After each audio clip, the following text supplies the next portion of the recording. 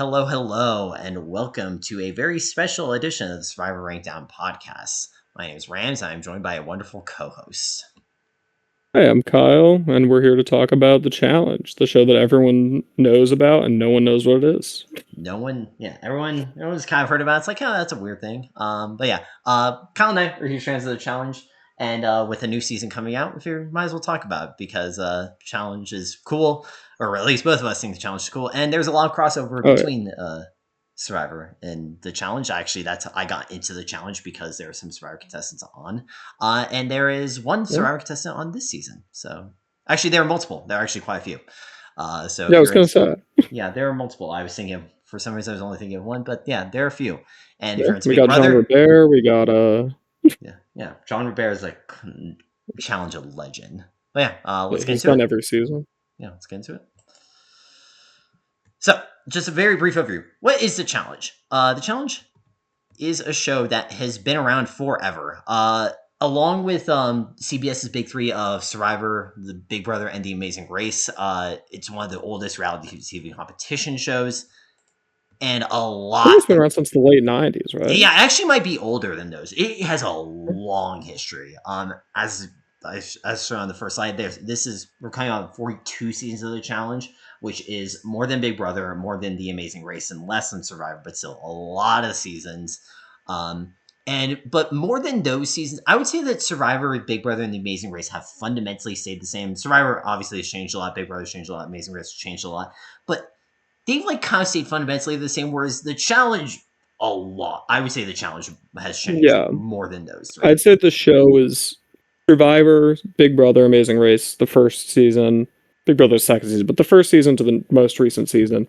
It's recognizably the same show, but it's evolved in a lot of ways. The Challenge, I don't even think it's really recognizably the same show if you compare It's season 1 to season 41.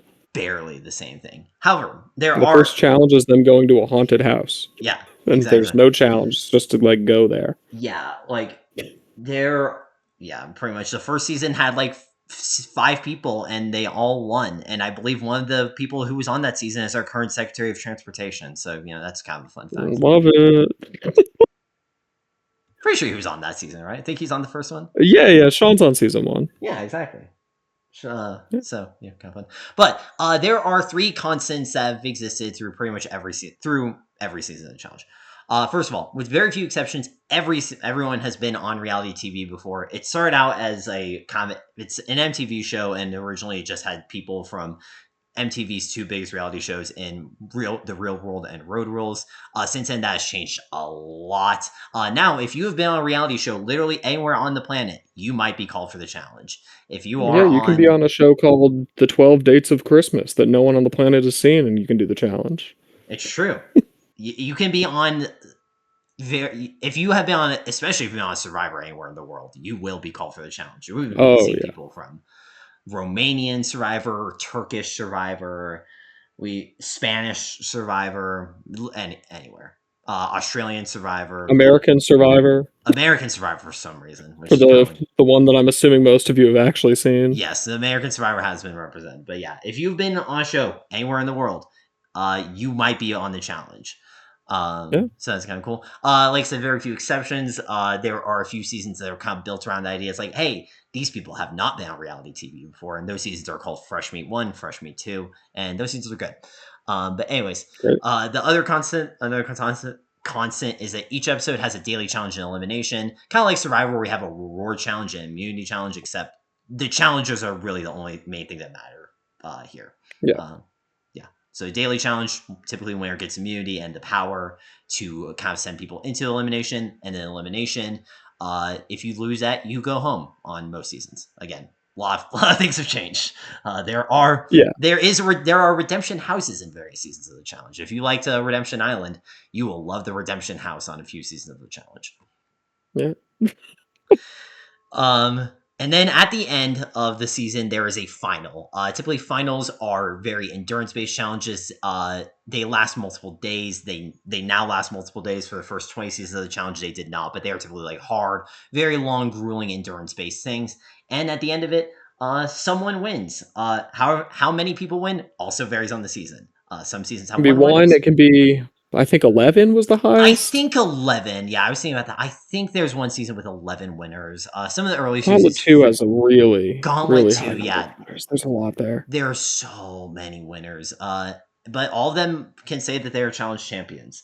The seasons range in difficulty, and yeah. So, like I said, I a lot of mean, we changes. literally said the first season everybody wins. I did So, say that the first season everyone wins. yeah. It's like Yeah, how people talk about the new era. exactly. The challenge season 1 and the Survivor 41 are pretty much the same season if you think about it.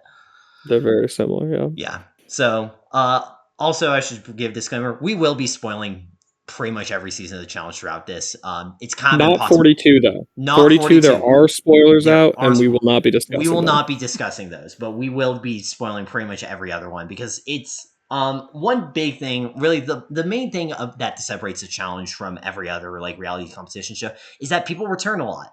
Yeah. It's very common to see people come back for like 3, 4, 5, or even 20 plus seasons. Like someone like Boston Rob has been on more seasons of American Survivor than anyone else, and there have probably been about 50 people who have been on more seasons of the challenge than Rob has been Oh on. yeah, 5 seasons of the challenge is like you can make your mark, but that's not a crazy number. Yeah. Like there are plenty of people on this season who have been on like a number of seasons who are like, oh yeah, they're kind of there. It's Michelle's So 5th season? Michelle, I think it's her 6th. We'll go over that, but Yeah, yeah, exactly. yeah. And Michelle is like not that much of a challenge legend. She's good, but yeah. The point is, Oh, she's but the point is, like, it's kind of impossible to discuss casts of the challenge without discussing their previous seasons. That's just not something that you can do. Like, yeah. yeah. Yeah. So sorry, fair warning. There are going to be spoilers in this podcast from the first 41 seasons, not season 42 though. Yep. Yeah. So let's get into speaking of the cast. Let's talk about this cast. There are 24 people in total. 18 of these people have been on the challenge before, compared to 6 rookies.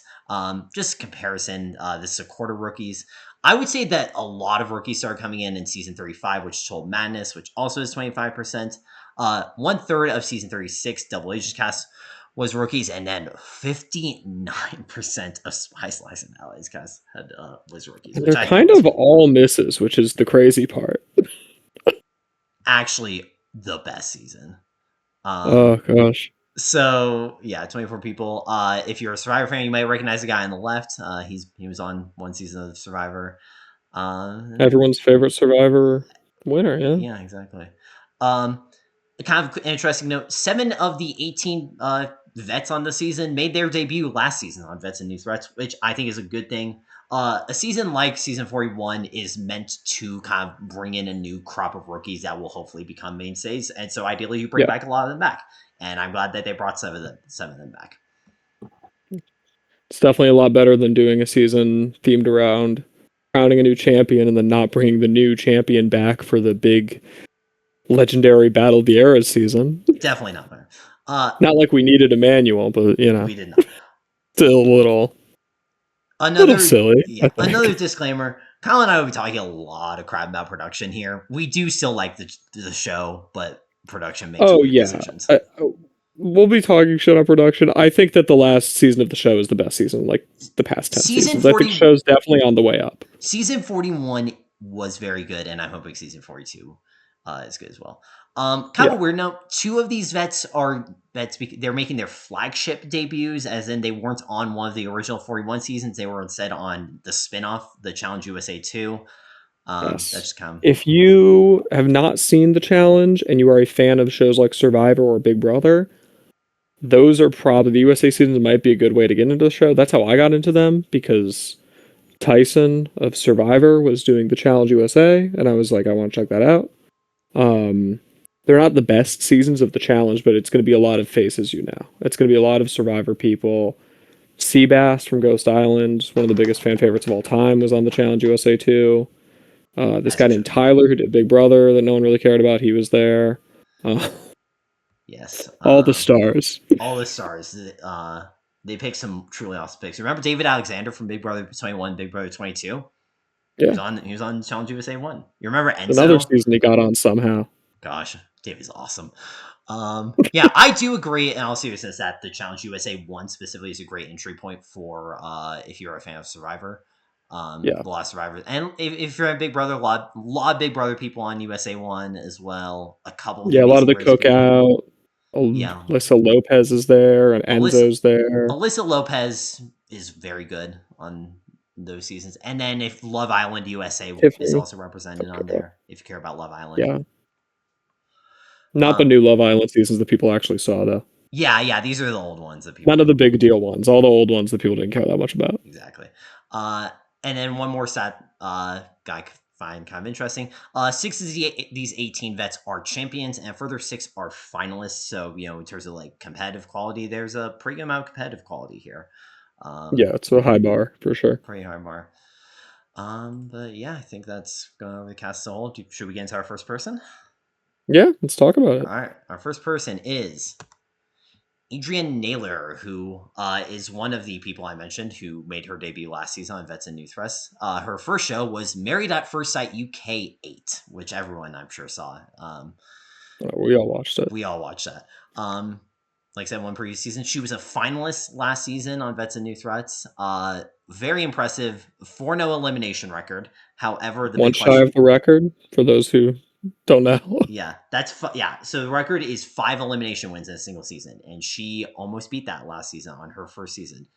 Yeah, But the big question for me is, can she repeat her success without Theo? Theo was her partner last season. Theo is very good, and he is one not of the on this season. most. Yeah, I'd say one of the guys you can most rely on to win an elimination. I don't want to take credit away from her because I do think a lot of it is her as well. But she won those as much as Theo did. But Theo being your partner does help you win a lot of eliminations. Yeah. Something else I want to note is that this season does not have nearly as many British people as it did last season, and I think that helped her. She Yeah, there's kind of a big British alliance, and there are just not that many Brits. I think it's really only off the top of my head, I think there are only like 2 Brits on this season, including her. So this is a very different environment to the environment that was on season 41 that allowed Adrian to kind of excel in. Um, so yeah, I think that's the big question: is can she stand apart without Theo? Can she stand apart without kind of that big British group backing her up? I am wondering how she would do in a final if she made it there. Because as much as I do think Theo's a great competitor and a great competitor in a final, it did feel kind of like he was almost dragging her down in the final on 41. They came in I last. Yeah, It felt like he didn't care to win almost. And yeah, Adrian really felt like someone who did like want the win really bad. yeah. So I almost Theo think that being on her own might be, well, it's a team season, but not being tied to like one specific person might be better not for being her. tied to one specific person whose girlfriend is also in the final Yes. would probably And help. And yeah, and also Theo has to be noted. Theo's last final, or the final he had done beforehand, he like rolled his ankle, and he also like couldn't yes. complete it. So Theo, after his first like awesome showing, has not done great in finals, and so yeah, I agree. I think Adrian definitely has the potential to win, and I think she has potential to go far here. Yeah, And again, I'm glad she's here. I'm glad she's brought back. She's a person who's like based on season 41, she should be back, and I'm glad she's on season 42. absolutely. Yeah. I'd be both surprised and disappointed if we see Adrian go out early. She's a lot of fun, great personality. She's, I think, the exact type of person I want to see on the show, and she's tough. I think she will more likely than not do pretty well. Yeah, so You but don't win 5 eliminations by or 4 eliminations by accident. yeah, yeah, you can only get lucky so many times. And keep in mind, season 41 had a lot of good competitors on it. Yeah. She did not beat Yeah. chumps. She beat some like legitimately strong people. So yeah. All right. Should we move on? Yeah. All right. Next is Annalie Wilson. Annalie Wilson is the first of our rookies. She was on the Amazing Race 35, which is the same season as Jeremy, who won last season. As I mentioned, she's a rookie, but she made it far on her Amazing Race season, actually further than Jeremy did. Yeah. Jeremy actually did not do especially well in his Amazing Race season, and then kind of dominated the challenge. So Yeah, I haven't seen her season of Amazing Race. I've heard she's very combative with her partner. yeah, her partner is I've her heard, dad, and apparently, yeah, she's like just very tough and competitive. She was the rookie I heard the most buzz around going into the season. When the cast was released, or leaked, I guess. When the cast was leaked, I heard a lot of excitement around her specifically, I think, more than anybody else. Yeah, from what I've heard, also I've also not seen her Amazing Race season. She has a lot of potential, but as a competitor, also as someone who can start drama, in terms of just kind of just by being who she is. Yeah, I think she is a good fit for the show, and I'm glad they take a Yeah, chance on her. she sounds like someone that's going to pan out. Yeah, I honestly just don't know that much about her, yeah, I but agree. I'm optimistic for sure. I'm also optimistic. My big question about her is how does she fit in a house with people she just doesn't have much in common with? The Amazing Race is just not very well represented on the challenge and never has been. Even like the USA One, USA Two seasons, like which were pulling a lot from Survivor and Big Brother, only featured like two people from the Amazing Race. Like, Which is weird because you think it'd be the show that has the most in common. Like I think the challenge's DNA can be found most in Amazing Race rather than Survivor and Big Brother yeah, because it is fundamentally an athletic competition. yeah, Whereas like you can have extremely unathletic winners of Survivor and Big Brother, and we have like you have to have something there to win the Amazing Race. yeah, it is weird that they just don't bring people to the Amazing Race. Like I it's just not a show that has a lot of crossover. And so, as opposed to some rookies who come in from shows like Big Brother or Love Island, and they'll be able to, and some of the other people in the house will have also been on those shows. Like there's just kind of a neat immediate thing to bond with here. Annalie just does not have that, and I'm very curious to see like kind of what that Even does. Jeremy's not doing this season. She's kind of on an island here. Yeah, like I think her best hope is that maybe some of Yermi's connections on here, like she's met them, like maybe her and Yermi have like gone to the same events. Like maybe she's like linked up with some of these people through Yermi. I think that's in terms of like a pre-gaming thing that I think that's her best shot. Yeah.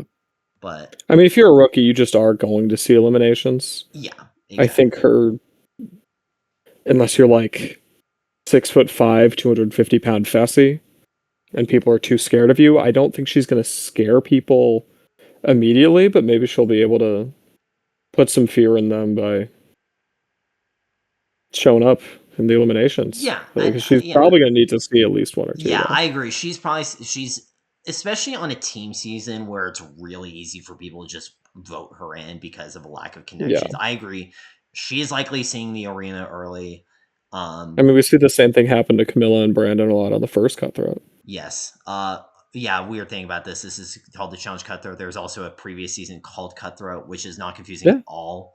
Yep. Especially when there's a person on this season who won the original Cutthroat. It's not remotely confusing. Dunbar. Yes, Dunbar. We love Dunbar. But yeah, it's just it's very especially like say on a team season where like hopefully she gets on a good. Hopefully she proves herself in some dailies right away and is part of a good strong team that wins a lot early. I think that's also a good Yeah. something. But I agree that I pretty much assume she's probably facing one of the first couple of eliminations, and that's just kind of how it is for rookies, unfortunately. Yeah. It's easier to trust that people who have done 20 seasons will be good than assume somebody who has never done the show might be good. Exactly. It's unfortunate, but I think that's just kind of the way it is. But yeah, I mean, I have hopes for her. Hopefully, she is able to kind of be. I don't want to say be Camilla. I don't want her to be like Camilla, but prove Well, herself. Camilla, I would say in some ways, maybe not morally, Camilla, but Yeah, competitively, sure. yeah, exactly. Maybe she can prove herself, a la Camilla and Brandon. And yeah, Yeah, she hopefully can be Brandon instead. she could Much be more Brandon. likable guy. Yeah, Brandon's cool, not Camilla. All right. So yeah, that's Annalie. Don't have a lot to say about her, but hopefully she proves herself well. So Yeah. yeah, next person. All right. Next person is speaking of going for someone with 0 seasons to someone who's been Yes. on so many seasons. By the way, the reason that this is the way that I have bananas here is because that's the way the challenge wiki has it. It just has the same list as bananas, not Yeah. Johnny. Uh, If you do 30 seasons, you get to be bananas. yeah. So bananas is the main guy featured on the poster. He's the guy who said last season he is the challenge, and And he kind of he is. kind of like we gotta be honest here. He kind of is. No one has done more seasons. No one has won more seasons than Bananas. No one. And we saw what the show is like without him on Double Agents and Spies, Lies, and Allies. They at the point they're at now. I mean, there are seasons without him early on that are very good. Where the show's at now, I think they need bananas for the season to work. He just provides enough drama just by existing. Look, there are plenty of seasons where of bananas I do not like. But there are Yeah, also a lot where I think he's great and he's one of the best people in the season. Free Agents is awesome and he's the main character. yeah. Um, I probably am more positive on him. I don't think there's any season I really don't like him on, except maybe like Dirty 30. But even that I should think he's pretty solid on 30-30. But yeah, like he has good yeah. stuff. You're definitely a much bigger fan of him on the Island of Oh Ruins than yeah. like Yeah, he has some seasons early on where he's extremely unlikable as a villain, but I'm still there for it. I think he's bringing it, man. I don't know. yeah He's he someone who this can be a show where like because people are doing the show over and over and over again, where people who've done 7 or 8 seasons are content with being like, well, these are all my friends. I know them well. We're just all going to work together. We're never going to betray each other because we're all friends in real life, and we're just going to go to the end, and whoever wins the final wins the final. And he's not someone who's going to do that. And he's threatening enough in eliminations, dailies, and a final where you have to deal with him. You can't like be like whatever and not pay attention. You yeah have to take him seriously. you do And he's going to disrupt the like, let's all the vets. We were talking about Spies, Lies, and Allies being bad. That's a season he's not on. That's a season where all the vets just work together and go to the end together. yeah and it sucks. And I think that's a real problem for that season. Oh, yeah, it's one of the big problems. Spies Less Now is terrible. Um, Yeah. but yeah, some stats: 74 daily wins across 25 seasons. Something you'll note here is that generally, if you do enough seasons, you'll average about 3 daily wins a season. So if you're well above or well below that, that's kind of notable. Bananas averages almost exactly 3 daily wins a season. 16-16 elimination record, although for some reason that does not include his exile matches on X's 2, where he Which goes he wins 4 like 0. I think I think 5 or I think it's 4. I think him and Nani go 4-0. So for all intents and purposes, he's 20-16, but like the official elimination record does not count that. I just wanted to. you also do have to consider this is a guy who will just like sometimes not try that hard to win. Some of those eliminations are clearly just him being like whatever. But he's coming off a pretty weak season. I think he feels the need to prove himself. Exactly. Bananas really wants to He make. didn't Good. Yeah. He didn't do great on 41. He made the final on 40 and 38. The last 2 seasons he was on before that.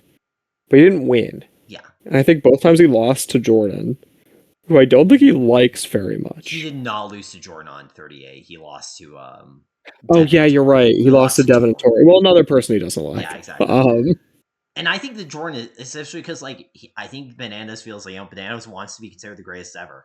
And yeah, I think the I think question that is really means a lot to him. I think Jordan's catching up. CT's catching up. I think this is the first time in maybe since Total Madness, which he won, where he really wants to prove himself. Yeah. But the big question is, can he still win a final? Because before Yeah, he's also 44. he's 44 years old. Can he still win a final? I think it's a very valid question. Because before Ryder dies, Bananas was 7-2 in finals. He is now, I think he's now actually 7-5 in finals because he lost the final on Ryder dies, he lost the final on USA 2, and he lost the final on 40. He is Yeah. 0-3 in his last 3 finals. And used to be kind of considered that Bananas was pretty unbeatable in the final. But he's not anymore. And Yeah, he's been beaten by various people. Being beaten by Jordan is like one thing, because Jordan is Jordan. But I mean, he got beat by Devin. Yeah, losing to Jordan is like things happen. He's one of the best ever in a final. Lost to Devin on 38. Devin's not. Like, Yeah, I think that he seems to have a chip on his shoulder. I think this is gonna be a season he's probably trying as hard to win as he was on Total Madness. Yeah, because that was around when people were saying he was cursed. Yeah, I think he feels the same need to prove himself. I think that we're gonna see a pretty good Banana season.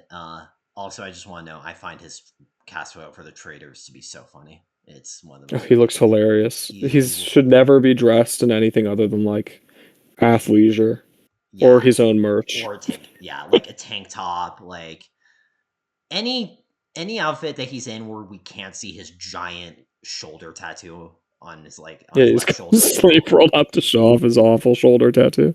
Yeah, like Oh it man. is wrong. But yeah, bananas. I don't want to. I hate to be the guy who says like, "Oh, you can't deny that bananas is entertaining," because I think bananas is not entertaining a lot of seasons. But I do think bananas is mostly a net positive. And I think he'll be absolutely positive here. Yeah. I think this is gonna be a season where he isn't content being like, oh well, you win some, you lose some. I think he really does care this time. Yeah, he does. I think we're gonna see that. Yeah, So I'm. I again, like, I don't know if he. It's a team season, so it's just a little easier to win. But would Uh, he, if he wins the season, would he be the oldest winner in the history of the show?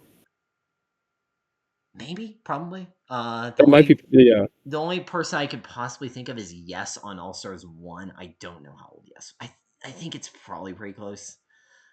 yeah. Um, Maybe CT on Spies, Lies, and Allies. so I don't. I no. I think CT is not that much older than Bananas. I don't think CT was like 45. Actually, I no. I'm pretty sure CT is like 46 now. So Yeah. he was definitely But younger. regardless, I mean, this is a show where like it's athletic competition, and he's competing against people that are like 26. Yeah. So I don't know if he.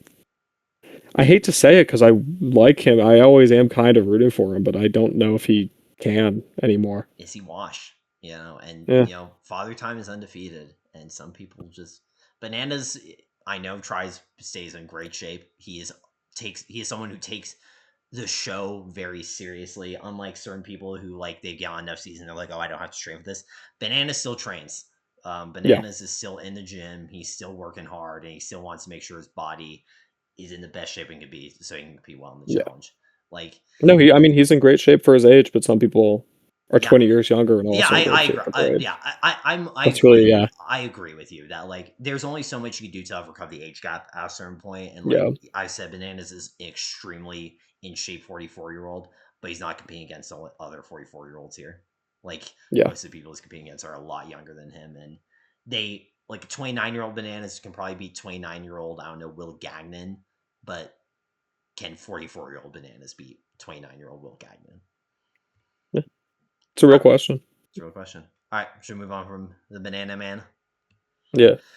Speaking of Father Time, we have someone who Oh, Father Time has very much not been kind to in Brad. another one of my my all-time favorites, I actually. love Brad. I think Kyle and I might be two of the single biggest Brad fans on the internet. We both love Yeah, him. if you want to watch an all-time performance on the challenge, you got to watch the seasons where Brad comes back to the show divorced and is dating like a 20-year-old. It's He's awesome. like he's like roided out, just a mess. He's awesome.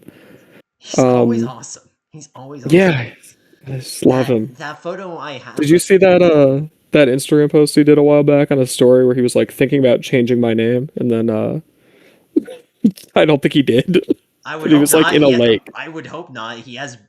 Wait, is he changing Brad or Fiorenza? He's like in the middle of a lake, and the caption is like thinking about changing my name. I That is all I know. Awesome. I was gonna. So the main Very reason I Brad. brought that up is because I know he has a giant tattoo of Fiorenza across his back, which is possibly the Little worst Fiorenza. tattoo in the history of the challenge. And that's saying a lot. There are a lot of bad tattoos on the show. Mm. But yeah, Brad original show the Real World San Diego, and that was a while ago. He is 45. 14 previous seasons. He is a winner. He was the winner on the very first iteration of Cutthroat. Has to be noted. I think everyone would, including Brad, would agree that that is one of his worst seasons. The Yeah, entire it's weird. He's one of the best guys. I think he's that his really good. stats don't really back up his actual capabilities in the house. I'd say other until like All Stars 4, I think every season he's on, he's a real threat to win. Yeah. He just kind of doesn't. He just gets unlucky pretty consistently until Cutthroat. I mean, like Duel 2, he's like 1 second away from beating Evan, who's probably one of the 5 or so best guys to ever be on the show. and the Competitively. we I think it's pretty acknowledged that he threw that final to Evan, that him and Mark threw the final to Evan. Oh yeah, it's true. Yeah, there's a lot of throwing finals in the that run of the show. Challenge is awesome. We do love it. Yeah, it's a great season. It is. It's a really good season. But yeah, I mean that you're talking about like until All Stars 4. He was really good. It's like Brad, as you said, consistently great competitor. But his last three appearances on All Stars 4, then as a mercenary on Battle for a New Champion, and then on Battle of the Eras were pretty bad for him. He has not Probably looked. his three worst seasons, Yes, I would say. he is not looked great. Like I said, which is weird because he's been consistently really good across his entire career. He is, Yeah. and he's really not far from All Stars 2 and All Stars 3, where he's just straight one of the best guys. Like Yeah, on All Star really 3, he's a real competitor to win All the whole time. All Stars 4. All All Stars Stars, 2, if he makes the final, he 100% wins. All Stars yeah, 4, he just. It's gone. It's like it's he gone. cut his beard and it's gone. I I don't think know. he said that he was dealing with like marital and like relationship issues at the time. They really wasn't sleeping well. So Yeah. hopefully Brad's got his mind right for this version of Cutthroat because Brad is awesome. Just from an Yeah, entertainment he's someone I would standpoint, really like to see do he, well. er, he's just really likable. He's like the challenge doesn't have a lot of quote nice guys. Brad is, I would say, mostly just kind of a good guy, even though the other picture I have of him is a result of him trying to beat the crap out of someone while drunk. Who Um, is a boxer, so who's a boxer. Brad yeah. makes awesome Kind of decisions. not a great decision for Mr. Fiorenza, but But yeah, Brad is awesome. There's not really the thing with Brad is that if you've seen one Brad season, you've seen them all. He's consistently good. He's always good for a great quip or two. He's a really great confessionalist. Like yeah. just a very unique way of talking. No one emotes quite like Brad. He has some of the most emotive eyes you will ever see. Uh which is funny that I'm looking at Definitely, yeah. I always think of that confessional of Tony's on I want to say it's Vendettas where he's like, Brad looks at you with his eyes that are the moon and he tells you what's gonna happen and you just have to do it. That's kind of how Brad is. He's just a guy that people like to work with, yeah. even when it's not. Yeah. I mean, I was saying this about Johnny. He's someone I really want to see Brad do well. And that's the thing with the challenge is that when you see these people on enough seasons, you just kind of grow very attached to them. Like I've seen Brad compete on a lot of seasons of reality TV, and I'm like, Yeah. oh, I hope he does well. I hope he's just doing well. It feels like we've seen him like grow up, um, Yeah. which you kind of have. I mean, his first season, I think he was in his like mid-20s. Now he's in his mid-40s. Yeah, you see him meet his future wife, start dating her, get married, and then get divorced. I mean, it's And like then, as you said, immediately see him rebound with a 20-year-old immediately after that. I should be more charitable. She's like 26. She's not that It's young, not like it's not that bad. but she is much younger than him, and yeah, Yeah. and yeah, it's like Brad is awesome. I think Kyle and I think are very much in agreement that Brad is great. Oh yeah. We love Brad for We sure. love Brad. All right, shall we move on? Yep. Next is Cara Maria. Speaking of another person who's done a lot of seasons, we have Cara Maria Sorbello, who recently turned 40. Her original show was Fresh Meat 2 show. She is a person who made her debut on the challenge. She was not on any reality TV shows beforehand. She's been on 17 seasons and is a two-time champion. I believe she's been on more seasons than any other woman. I You'll think Anissa might have her there. it's either her or Nisa, and obviously she's won more than Nisa. But across those 17 Yes. seasons, 45 daily wins, which, as I said, pretty close to that 3 average, but Crazy elimination 16 record. and Yeah. 7 Wow. elimination record. Cara Maria's stats are actually kind of insane. Like she lost the last elimination on Eras, and before that, she had not been fully eliminated for past I think 7 seasons. Um, I do think that a little bit of it is vets make finals, you that's know? true. You do the show enough, you just people know that you can do it. You're not going to get targeted by the vets. A lot of the game is played on the men's side, so some of the female vets will get um like cuz the finals are often partnered and some of the like Johnny Benez and CT will be like, "Well, I know I can work with Cara and do well in a final." Yeah, I CT think that happens especially. on yeah. Yeah, her and CT are like I think she's the only like person from the challenge that was actually at his wedding or something. Yeah, like her and CT are. They're both they're like actual friends in the real from world, like Boston which area. is I want to say that like rare for CT. that Cara Maria went to school with his brother. Um, they especially bonded during like I think the Boston Marathon bombing happened right before Rivals 2, and the two of them were on that season. They bonded over that, over just kind of being Bostonians. Yeah, Even though I don't think either of them are actually from Boston. They're both from that area, and they're both very proud New Englanders. But yeah, so yeah, Cara Maria is in an interesting spot because her last few seasons, I would say, have been kind of dominated by her relationships with Polly and with Laurel, and neither of them are on this yeah, season. So, what yes, she do here in a house, where she does not have to deal with kind of the baggage that comes with those relationships, but also the benefits, because Polly very much benefited her a lot on, especially War of the Worlds 2, being and both World of World seasons, uh, she benefited a lot from her relationship with him. And then with Laurel, her Laurel not being in the house is just outright great for her. I'm not complaining that's about yeah, it. yeah. Like Laurel is Laurel at this hates point Cara, someone who's not going to work with Kara. Um, but yeah, this is yeah, I've said I've been rooting for all these people. I would be fine with this being a season where Kara goes early. yeah, it's I I don't She starts off as a very likable underdog, I think, at the early stretch of the show. But the more the show goes on, she becomes a very, I don't know how to say this better, like more politely than just kind of an unlikable person. no, she is, yeah. For all of the nice stuff I Yeah. just said about her, I kind of agree. We said that Bananas kind of makes the challenge his life. Kara does that, but to a different, I would say, less less likable degree. Like Cara Maria, Yeah. I don't know how to describe it, and I know this sounds wrong, but like Cara is like I think just needs to take a break, which works. She just took a break for a few scenes, but I feel like what does Cara bring to the show at this point? Uh,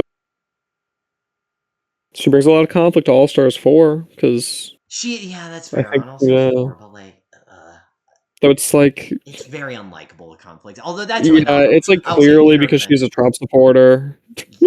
We gotta bring that up. Maga Um, Maria is a thing. yeah. Maga Maria, they kind of been tiptoeing Which is like, so is Johnny, but Johnny just isn't bringing it up as much. I don't know. Car's like super anti-vax too.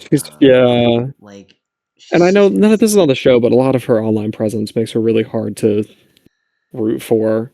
And like Unfortunately, her last big main show season was War of the Worlds 2, where she is probably at her least likable yeah, by a lot. yeah. It she just seems like someone who I don't know how to describe, but the vibes are bad. The vibes have been really bad the past few seasons, and Yeah, some of that's not especially necessarily because her early fault, on, but like especially it's like early on she was so likable. Like I really, really like her on those early seasons.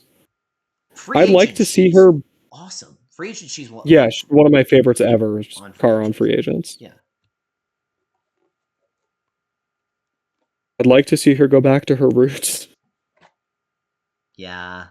I don't know. It sucks because, like, I mean, just looking at this other photo I have of her, it's like I think this is on like Bloodline or on Rivals 2 or something like that. It's like, yeah, this is fun.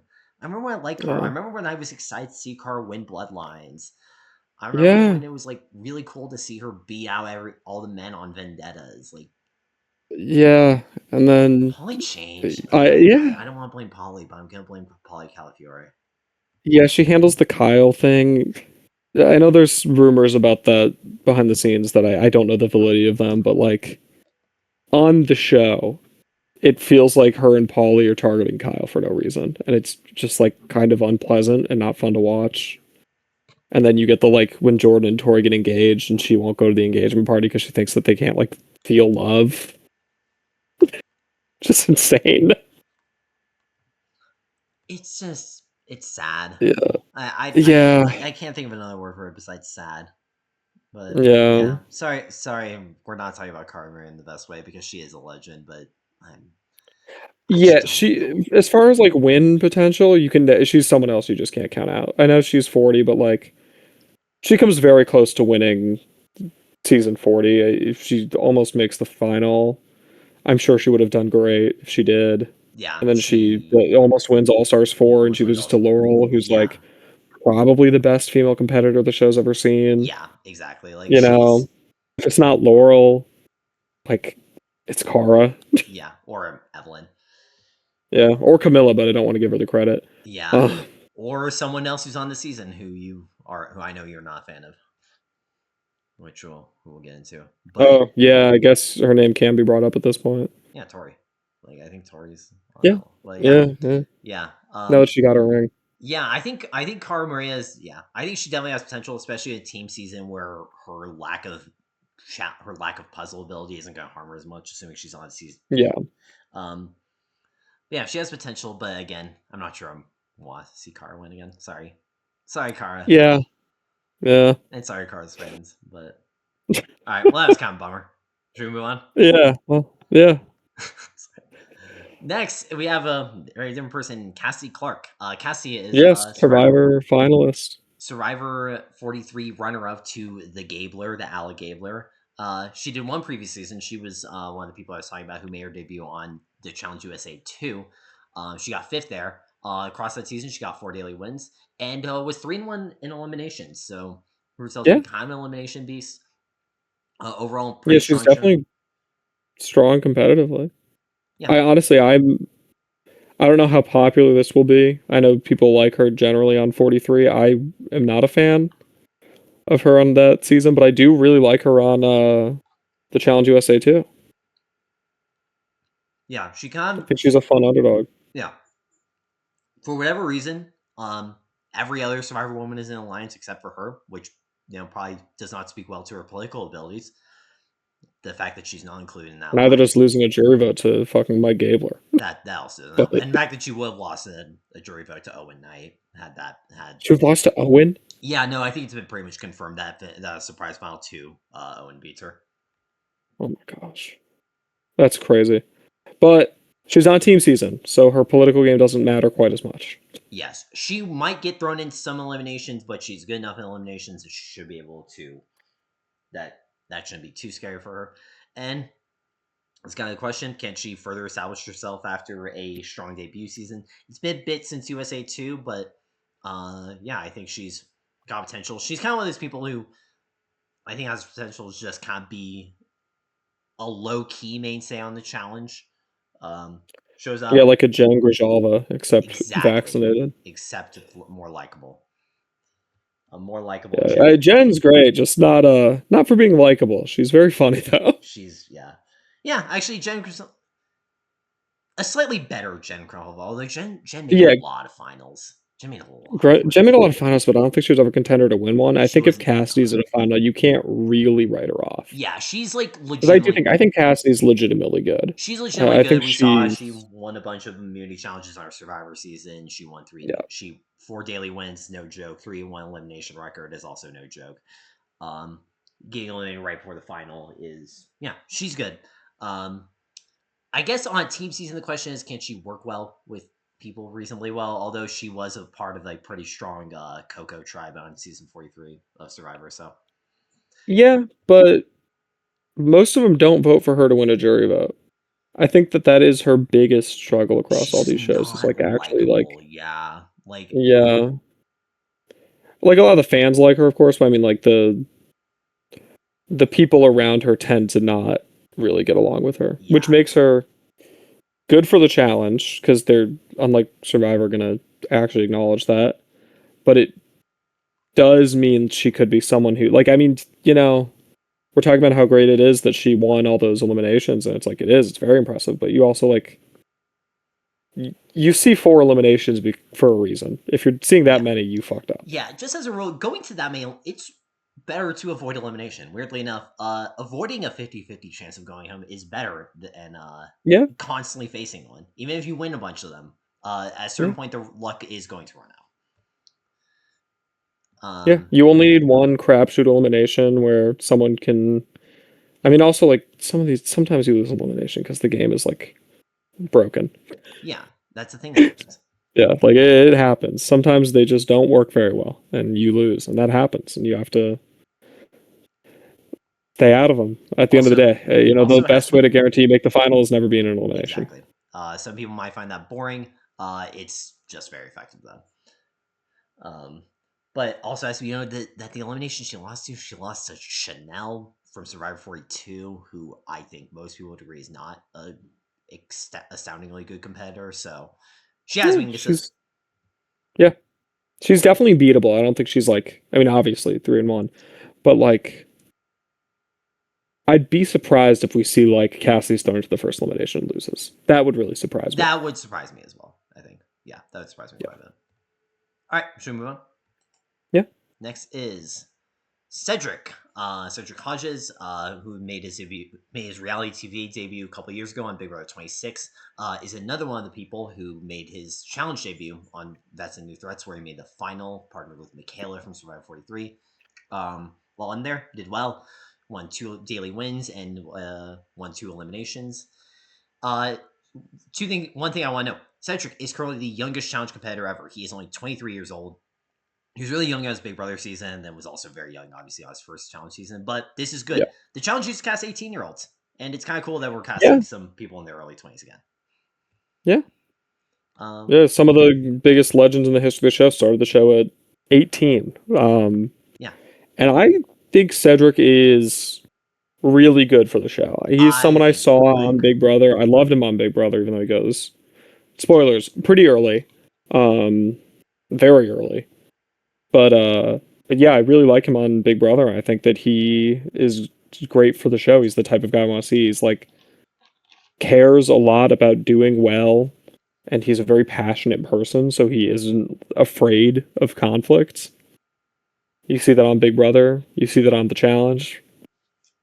Yeah, I don't see any reason why he can't keep doing the show as long as he keeps he's delivering yeah like he did last season. he's likable, but he's also, as I said, very competitive. Like he's going to cause some drama. Like he's gonna Yeah, he's not someone who's just wants to like go to a final and get fourth. No, he wants to win.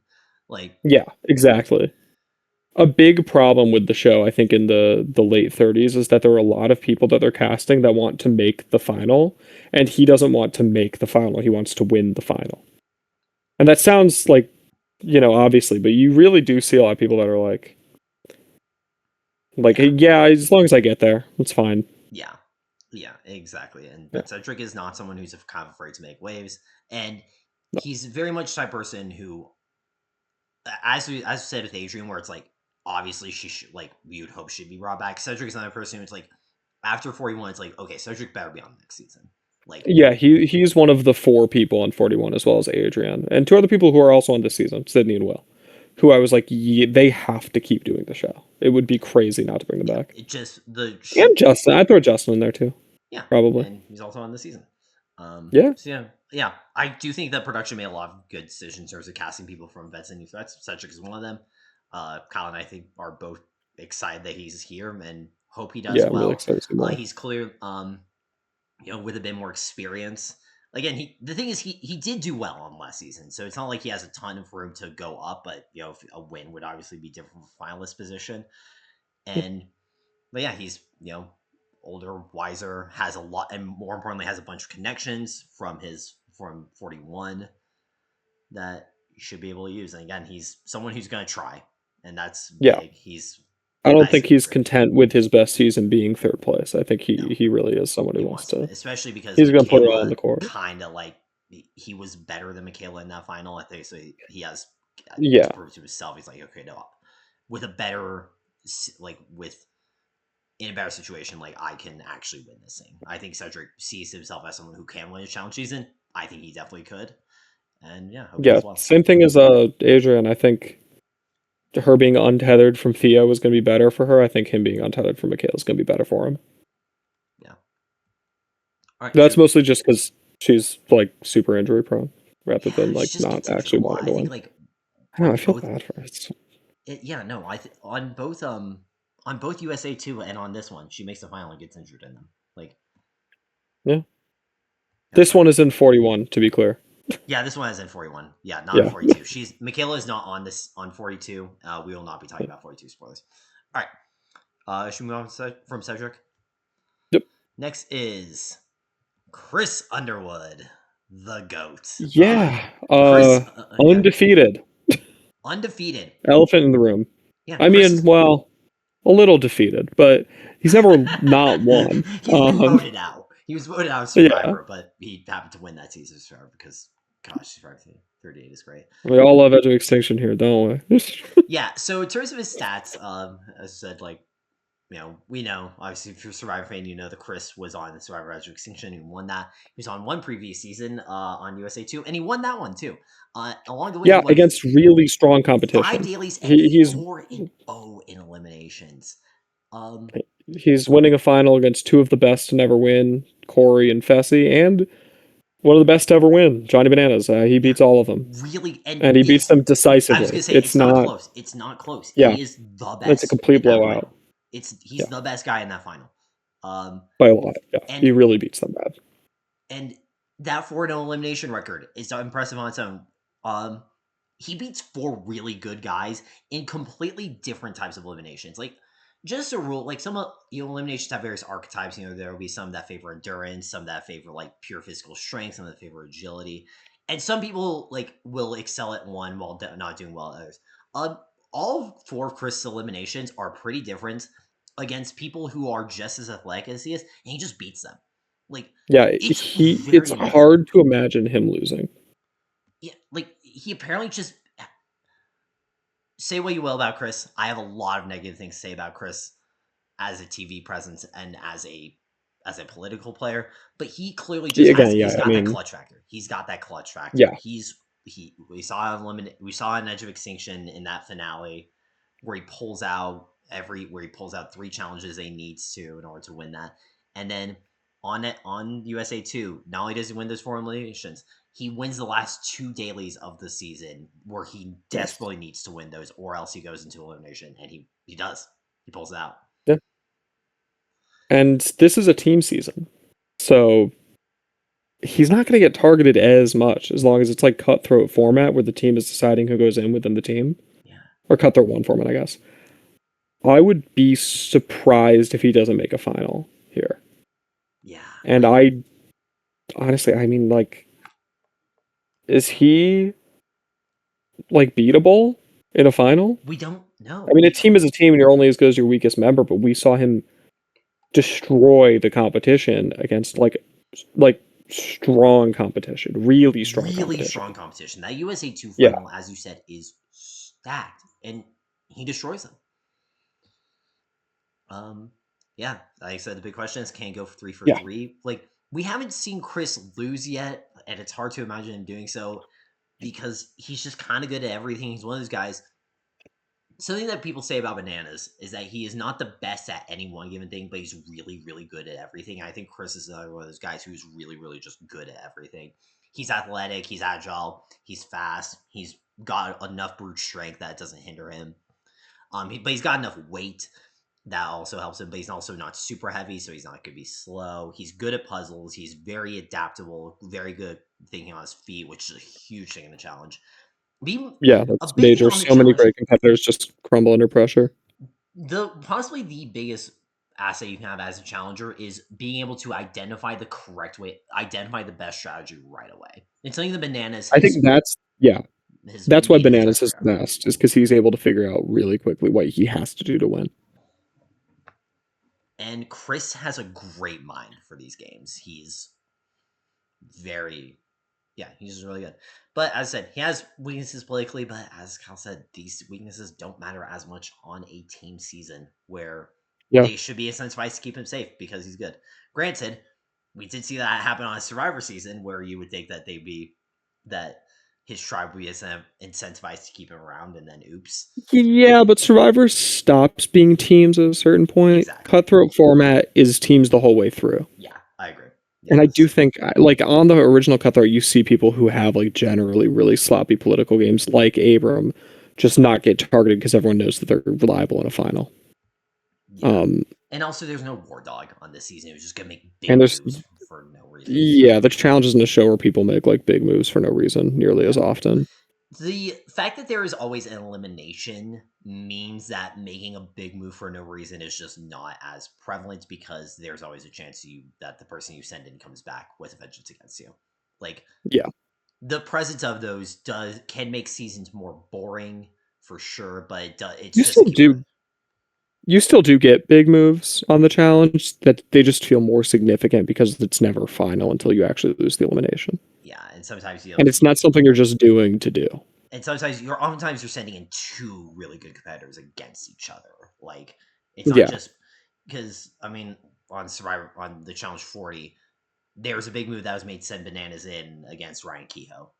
And sorry, Ryan, but Yeah, I mean I love Ryan, but like he's not gonna beat Bananas in an he's not gonna elimination. be It just bananas in is one of elimination. those Like things that's you really gonna have to happen. like take the shot, not just taking the shot, but you have to make sure essentially you're using the right bullet to take the Yeah. shot with, and that's a big thing in the challenge. Um, yeah, just kind of a side tangent, but like with and then with Chris, like if you're sending him into elimination, who are you sending him against? Who do you feel can beat Chris?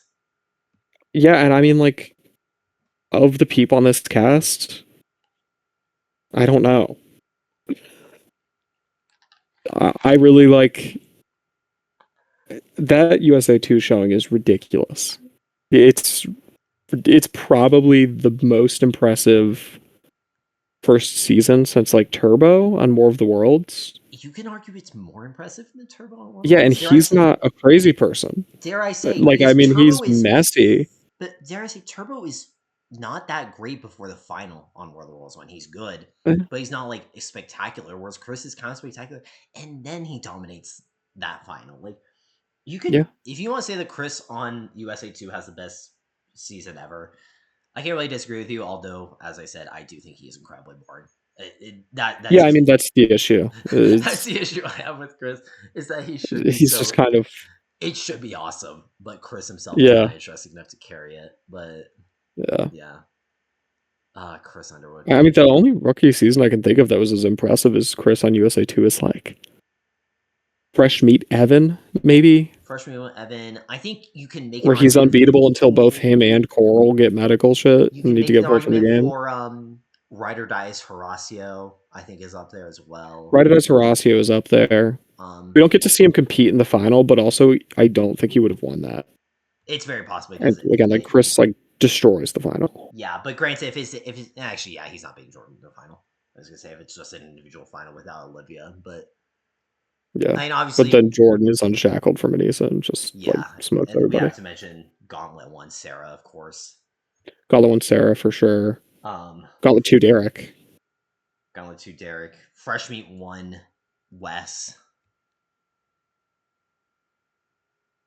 Um, I think we're done with Chris. yeah, I think we're done with Chris. He, Now we're just kind of going. yeah, he's someone who I could see. I could see him winning again. I could see him winning a third or fourth time. I could see him racking up wins if they keep putting him on the show. Yeah, but I don't particularly want that to happen because I think he's boring. Yeah.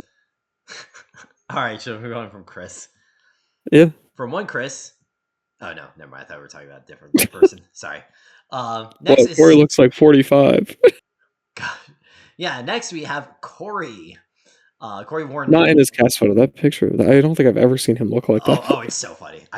When I was like picking different photos, I had to picture the one photo of Corey without a beard. Um, because it's very funny. Corey should never shave his beard, and I don't think he's ever Oh yeah, shaved his no. beard since then. Yeah. He needs a beard. But yeah, Corey is one of the people who we mentioned that Chris beat in the USA 2 final. Corey, I'd say probably definitively the best guy to never win at this point.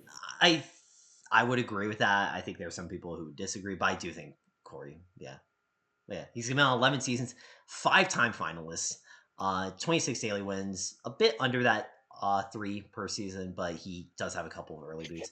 11 final Yeah, elimination record. That's really good. yeah, Uh, that's a really good It's record. really, really good record. And as said, there as you kind of alluded to, the big question is, can Gabe become a champion? That's the one thing missing from Corey. Corey is probably a top. You can make an argument that Corey already is a top 10 guy ever, even without the win. But Anwin would make that resume a lot better. Yeah, I think that case is a lot more doable just with like one actual victory.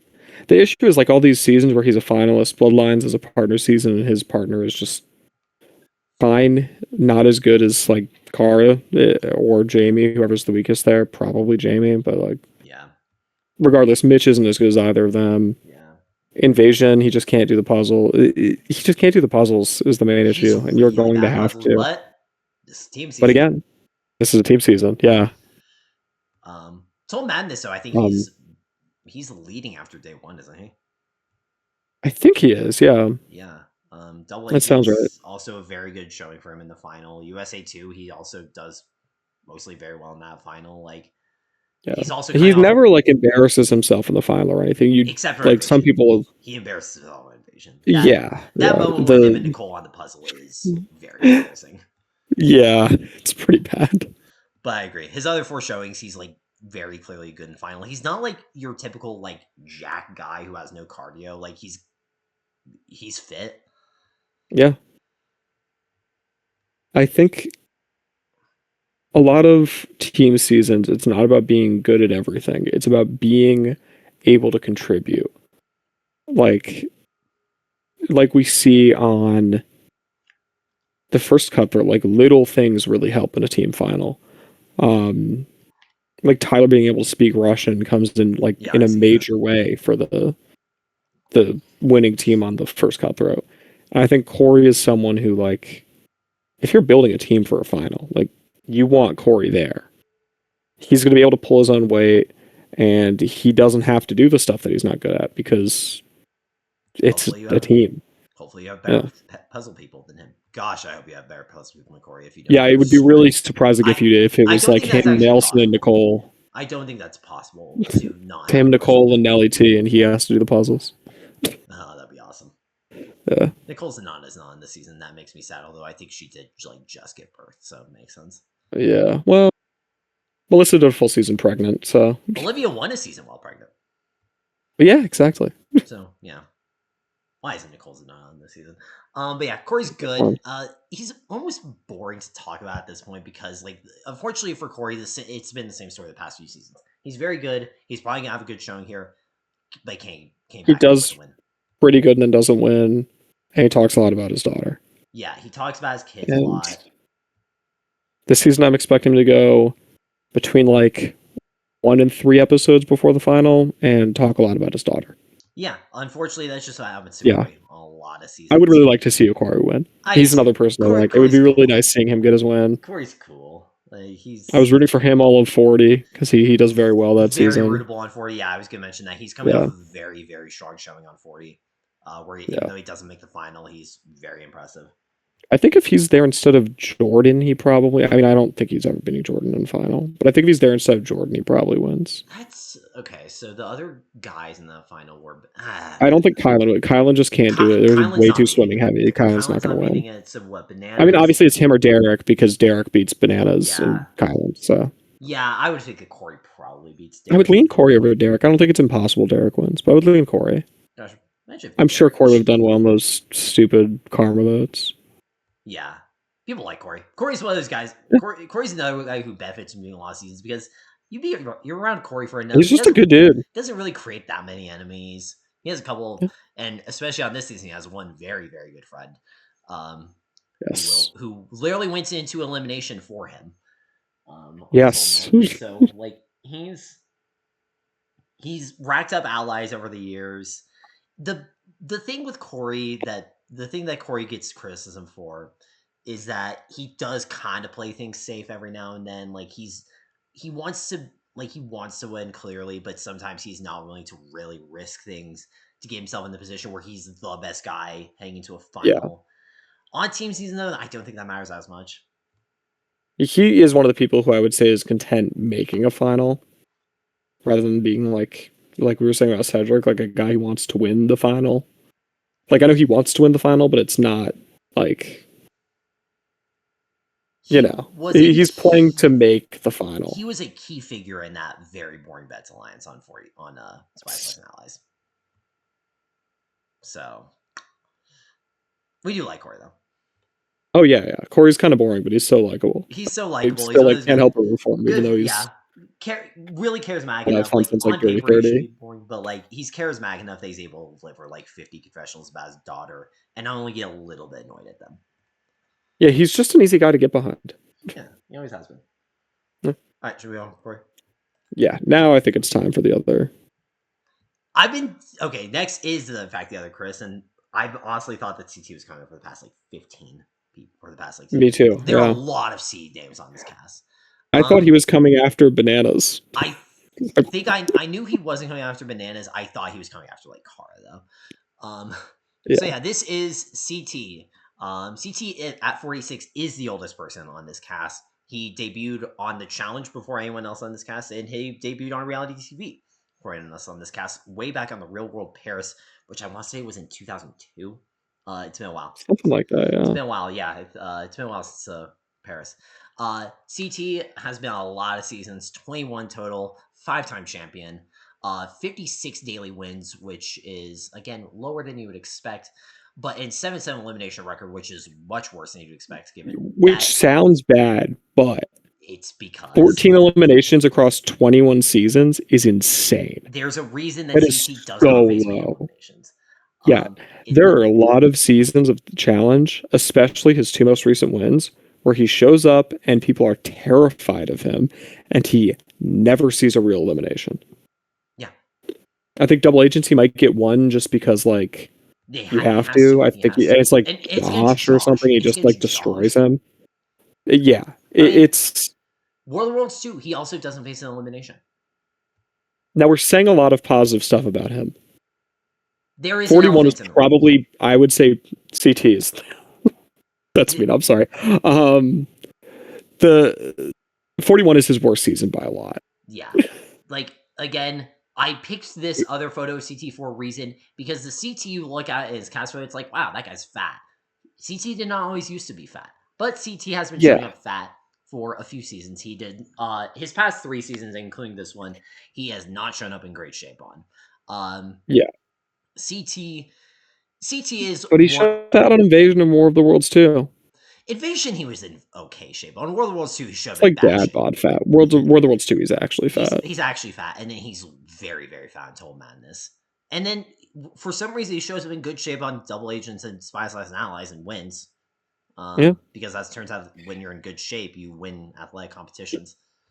Yeah, and if you're CT and you try, you win athletic Yeah, competitions. CT is one of those guys who is very much considered to be a legend. Like you could make an argument that he's actually above Bananas in terms of like I swear like people know more non-challenge fans know who CT is than know who Bananas is. Like Yeah. CT I is think a legend of the challenge. the issue with CT, I think in a way it's the weight, but I'd say ultimately what it is he doesn't really care as much as Johnny does about winning. I think if he had Johnny's like desire to win, he'd probably have like 15 ranks. It's It's really like a lot of the early seasons where he's probably the best athlete the show's ever seen. He just is getting DQ'd all the time or just not trying in the final. And then a lot of the later seasons, he's just not in shape because he doesn't care. And I think if CT shows up and cares, I don't see any. I mean, I know he's the oldest person that's ever been on the show. I don't see any reason why he can't win if he shows up and cares and like tries his he's best. still really good. Like underneath all that fat is still a lot of muscle. Yeah, He's still really strong. As you saw in 41, even though 41 was a bad season for him, he still has his moments there where he shows like, oh yeah, no, this is CT. there are a couple moments that season where it starts to feel like he doesn't have it anymore. And even more, I would love to see CT win. Even more than that, I would love to see him prove he's still got it. Me too. Like Yeah, CT is like we said that we watched Brad grow up. We really watched CT grow up and then grow back down. I don't know what the right word is, but regress. We've seen a lot of yeah, a CTs little over the bit. years.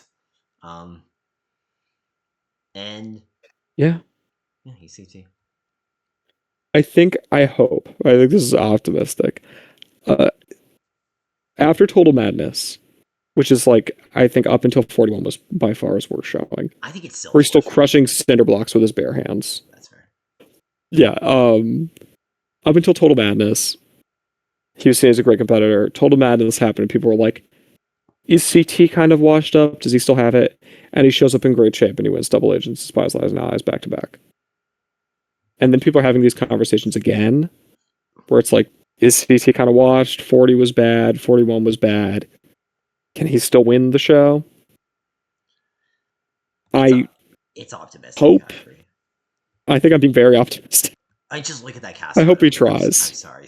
I'm sorry. He will Yeah. not. He like on Double Agents, he showed up notably skinnier than he did on Total Yeah, he Divas. looks. He's got He like that Irish little hat on. He looks pissed off. He's lost like 70 pounds. Despite his allies, he looks like he's going to win. And everyone's like terrified of him. I don't think he yeah. sees elimination that whole He season, does and then he not. wins He does the not. final like easily. I Yeah. don't know. I'd I like. think if he doesn't do well this time around, it's not impossible that he just like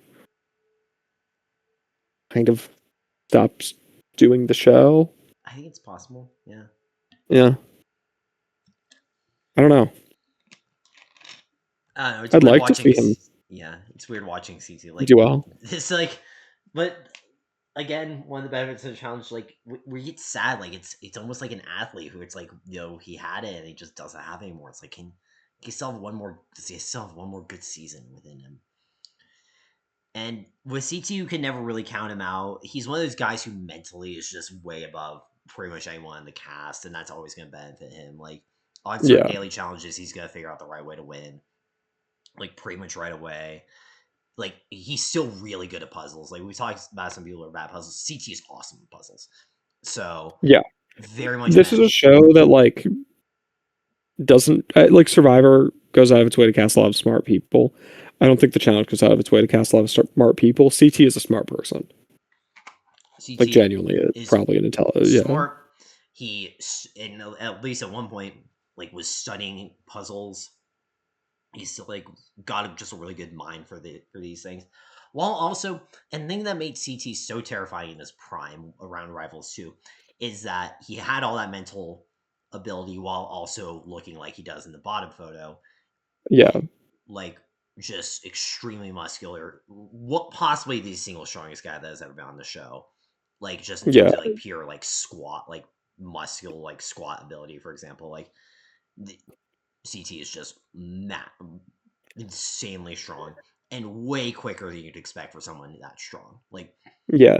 There's like he's regularly doing things that are insane on the show in his younger years. I think back to that challenge. I think it's on Inferno 2 about like keeping a low heart rate, and he's like somehow able to like manually lower, like mentally lower his heart rate to like 50 BPM or something. yeah, It's like unreal. bizarre. It's something that like he's someone who is capable of doing things and has done things on this show that it feels like a human being should not be able to do. He feels like a superhuman. Yeah, he feels like it's like watching Superman. Like I was saying on Total Madness, which is like we both agree, like if not his worst season, like his second worst It's a season. very bad season. He's in eliminations crushing bricks with his bare hands. He just does that. Yeah, that's just a thing he's always been able to do. Yeah. So it's like even though he hasn't been great since Spies, Lies, and Allies, like I don't know. Yeah. It's But also like if he doesn't show up this season, then it's like yeah. it might be over. I think third time is the charm in terms of like Yeah. I don't think he's ever had three bad seasons in a row. Three bad seasons. Oh. Like I don't know. Actually, wait a second. He gets DQ'd. No, Duel One's a good season for. Yeah, actually, Yeah, no. it's a good season. I was gonna say Inferno. He does get DQ'd off Inferno 3 and Duel 2, like essentially back to back. But in between those is Gauntlet 3, where he's pretty good.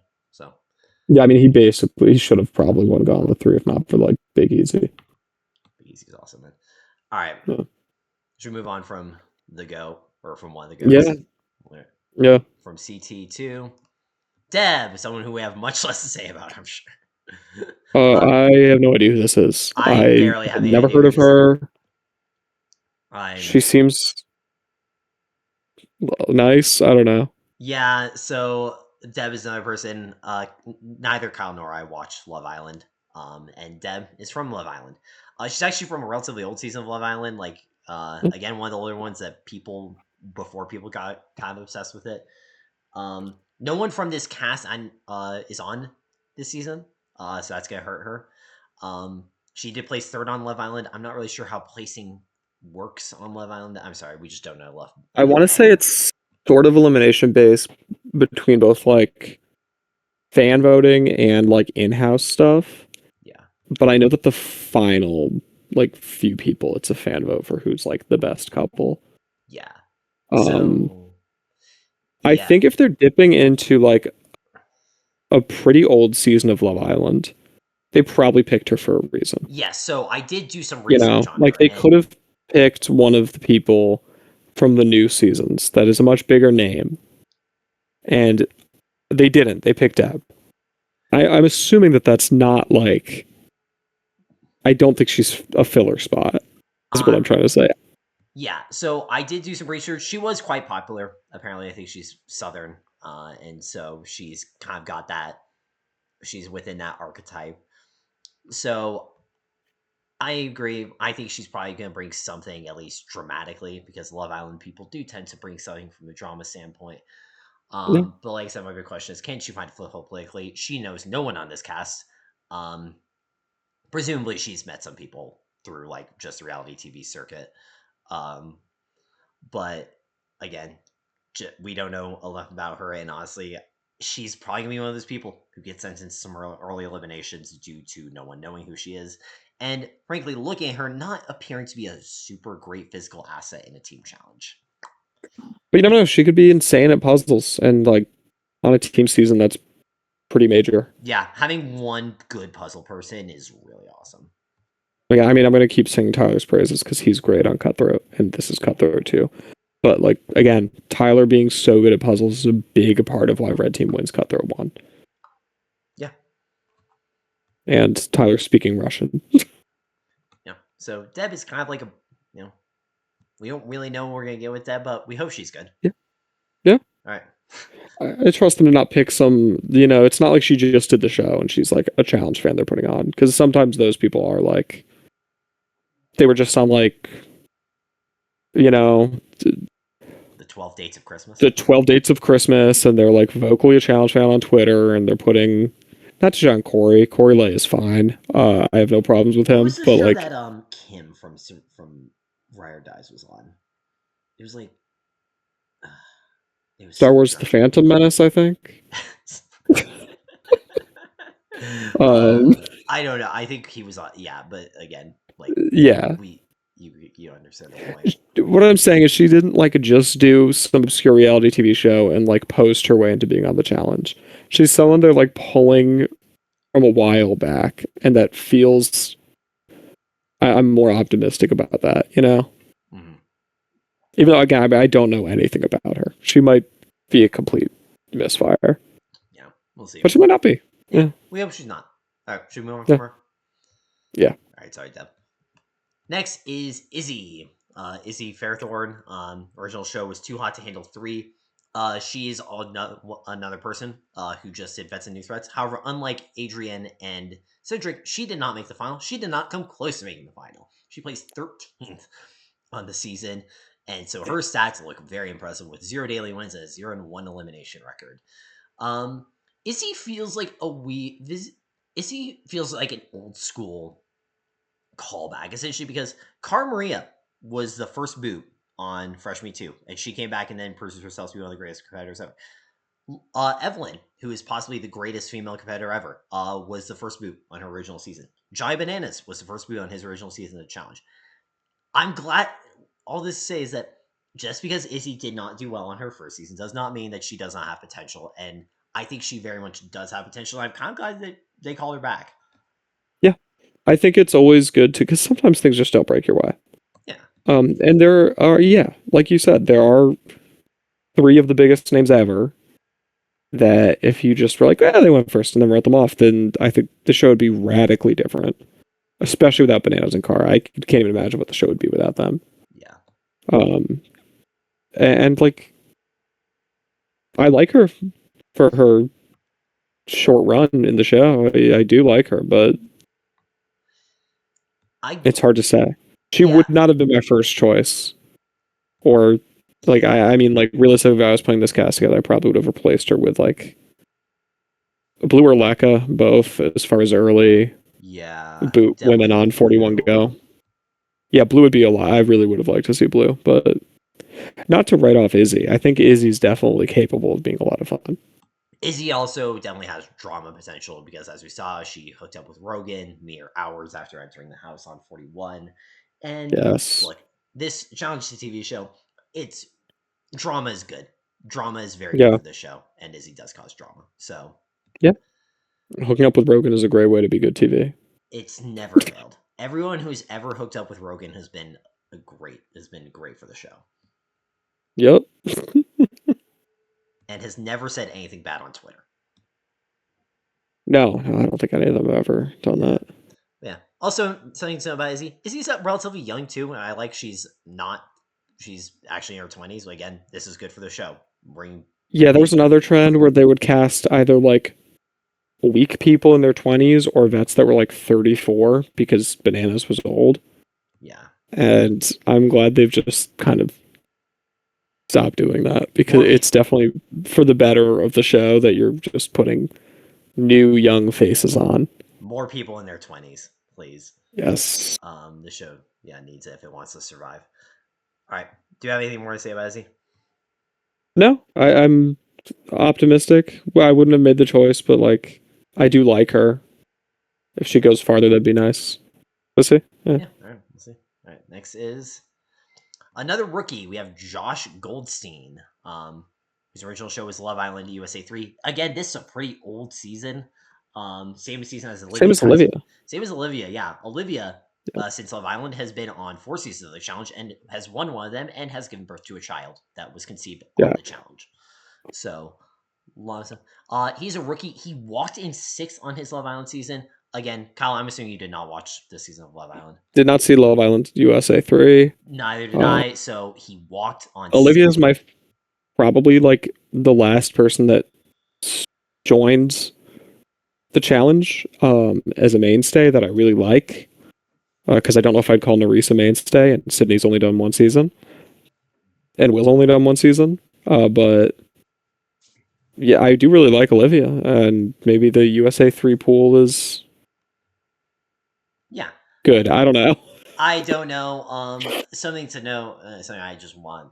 Note that I find funny. When I was searching for other photos of Josh, I could not find one where he had a shirt on. So he's one of That those makes guys. sense. Yeah. The big question I like to ask for him is, can he differentiate himself from other men of his archetype? There are frankly a lot of Yeah, fuckboys on this show.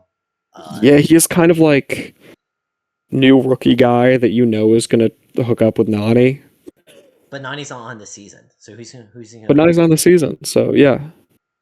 I don't know. I guess he'll have to hook up with like Michelle Fitzgerald. Is she the Is Michelle? something? Are Michelle and Devin still together? Oh yeah, I think they are. I guess Tori, but he doesn't have a terrible haircut, so I don't think Tori would be interested. Yeah. Yeah. Let's say. Maybe this is not. This guy might not be able to get laid on this cast. I don't Damn. think. Horrifying. Yeah. But yeah, the fact that so again, I did a bit of research. He's kind of like a shitster, as you would guess, by the fact that he walked in sixth and just kind of look at Yeah. him. Sorry, no, don't want to judge a book by its cover, but just kind of look at him. Um, but he's again, as you said with Deb, where it's like they're pulling from pretty deep.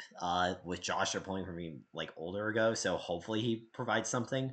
At least from a dramatic standpoint, he's obviously fit, but popcorn muscles is a term on the challenge for people who are muscular, but their muscles don't actually do much in terms of competitive thing. So he might be might have popcorn muscles, but Yeah. He seems like a guy who talks a big game, yes, just based off of looks.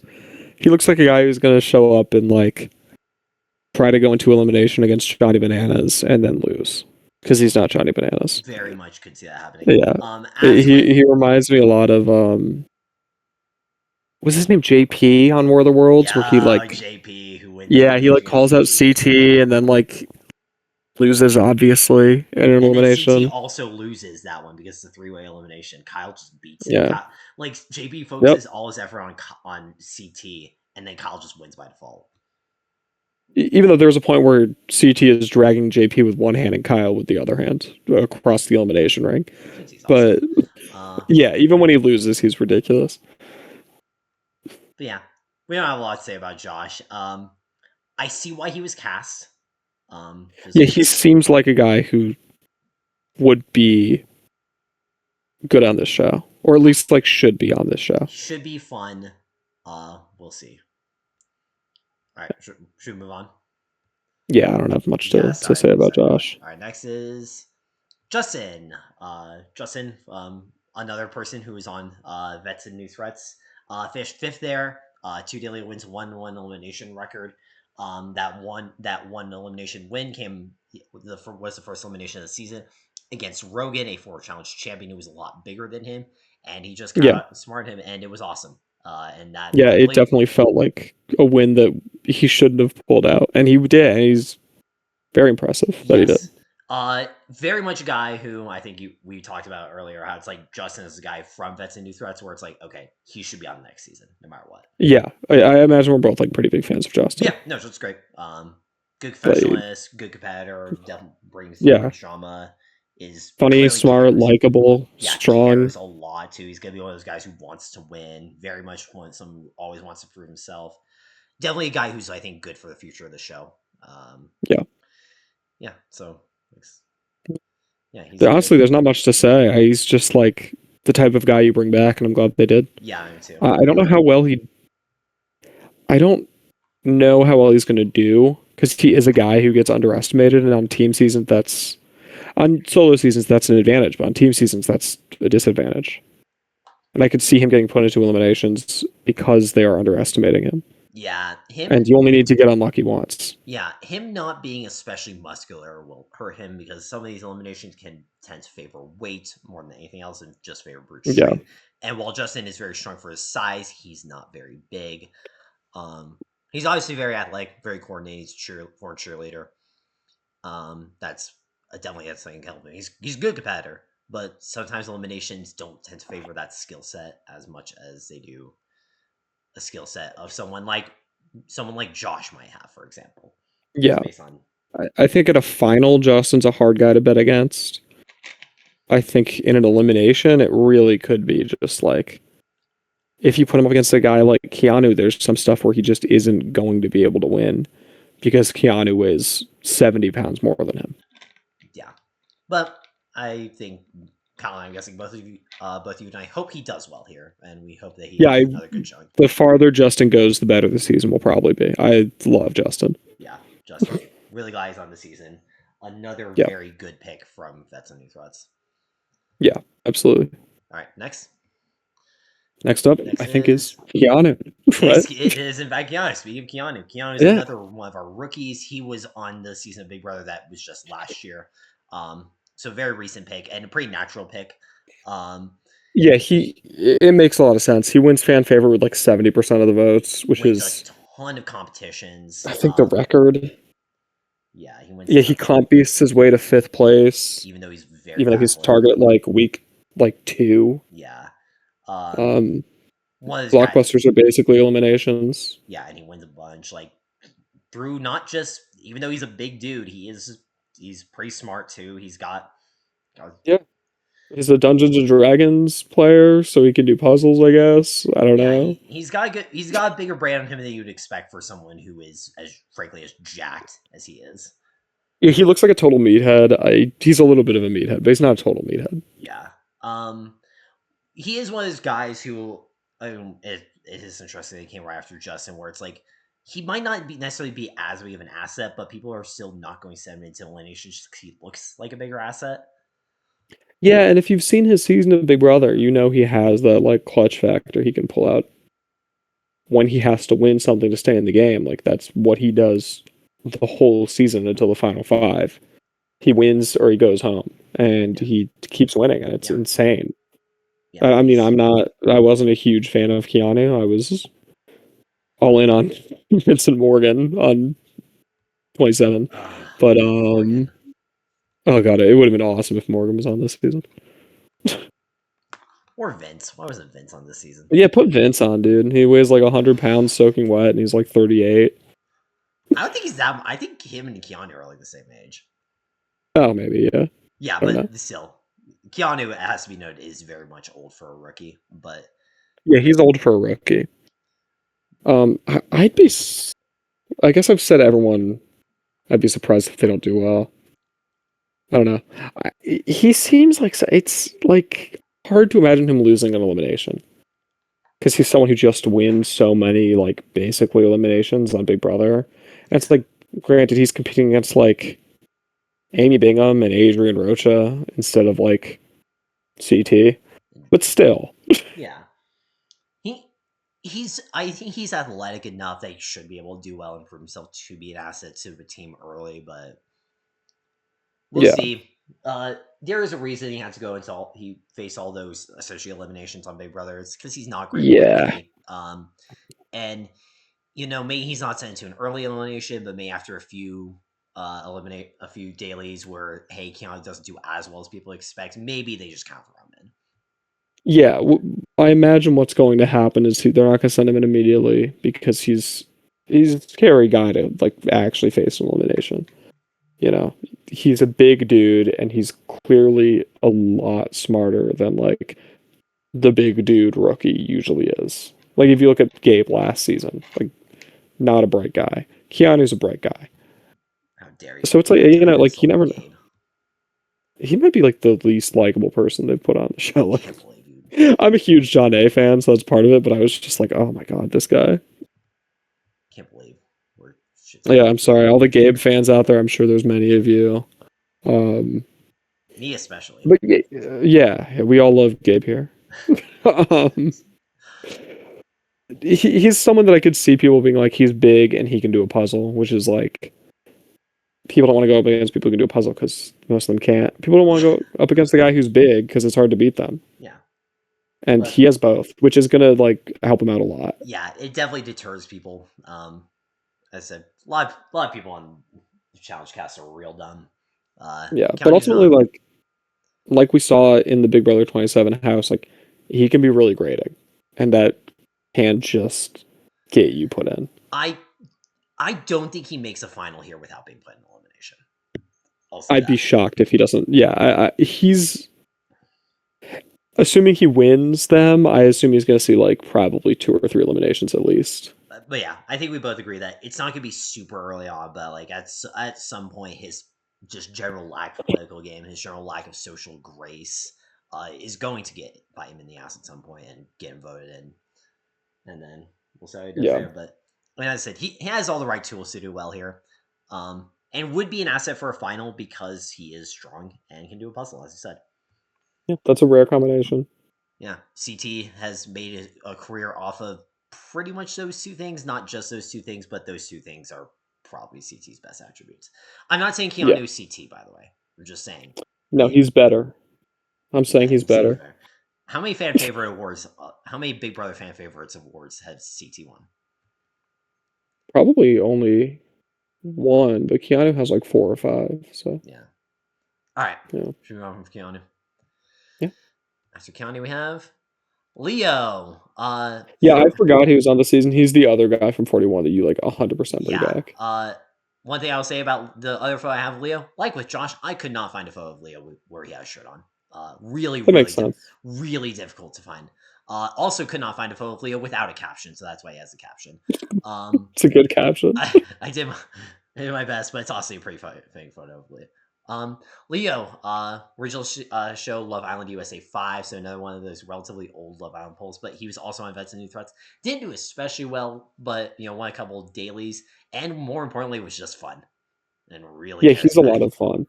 You get a lot of rookies that want to work with the vets so that by their 4th season they can be like in. Yeah, Um, Leo's not that guy. Leo was targeting the vets immediately, which I really liked that he was playing to win the season he was on instead of playing to win the challenge 47, you know? yeah, That's another big problem with Spies Last now is all the rookies want to work with the vets so they can like do well in the future. yeah. And none of them do the show anymore. So And that like, that is a you know, thing that happens on challenge seasons in general. Like people will play for future seasons almost as much as current seasons, but it's better when people play for current seasons. And I both Yes, agree that because Leo, usually the winner is the one playing for the to win the season they're on. yeah, win the current season. Like Bananas has won a lot of seasons mostly because he's playing to win those seasons, not because he is hoping Yeah. to do well on future seasons. Yep. But yeah, Leo's cool. Another thing I want to know about Leo: Leo is 24, so he's also quite young, like Cedric. And again, having people in their early 20s is good for the show. It just Yes. is a very good thing. I hope Leo becomes a regular. Um, him being on is a no-brainer. Really glad he's here, and Yeah. yeah, he's good. He's I cool. think Izzy is a bit of a surprise pick. I think all the other 41 people they bring back are like I 100% you bring them think, back. Yeah. yeah, I think we definitely have one more that we'll talk about Yeah. later. But yeah, he very very clear pick. Even though he didn't do especially well like placement wise, he was fun. He did okay. Like nothing crazy, but he did fine. Yeah, but I mean, just But oozing charisma, which helps a lot. He's yeah. just really really good confessionalist. Just a guy, very likable guy. Yeah. Yeah, I'd like to see him do well. I'd be really happy to see him do well. me too. All right, should we move on from Leo? Yeah. Next is Alexis Lete, who is another rookie. Her original show was Deal or No Deal Island 2, which we all watch. And she's a wrestler? Yeah, so that's another thing. I think she's mostly cast because she was a former professional wrestler before she was on Deal or No Deal Island. Um, and so, you know, well, unfortunately, Gabe was also a former professional wrestler, so, not a great track record overall. Usually, yeah. But like The Miz is a pro The wrestler and Miz is he's a pro wrestler. he's awesome. He's awesome. Yeah. So finished second on Deal or No Deal Island, which is not a season that either of us have seen. So again, this is a rookie we don't have a ton to say about. But based on the wrestling background, I'd hope she's definitely athletic. Wrestlers tend to be very athletic.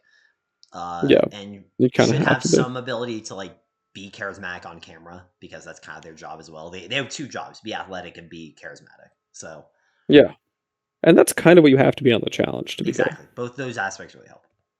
So hopefully.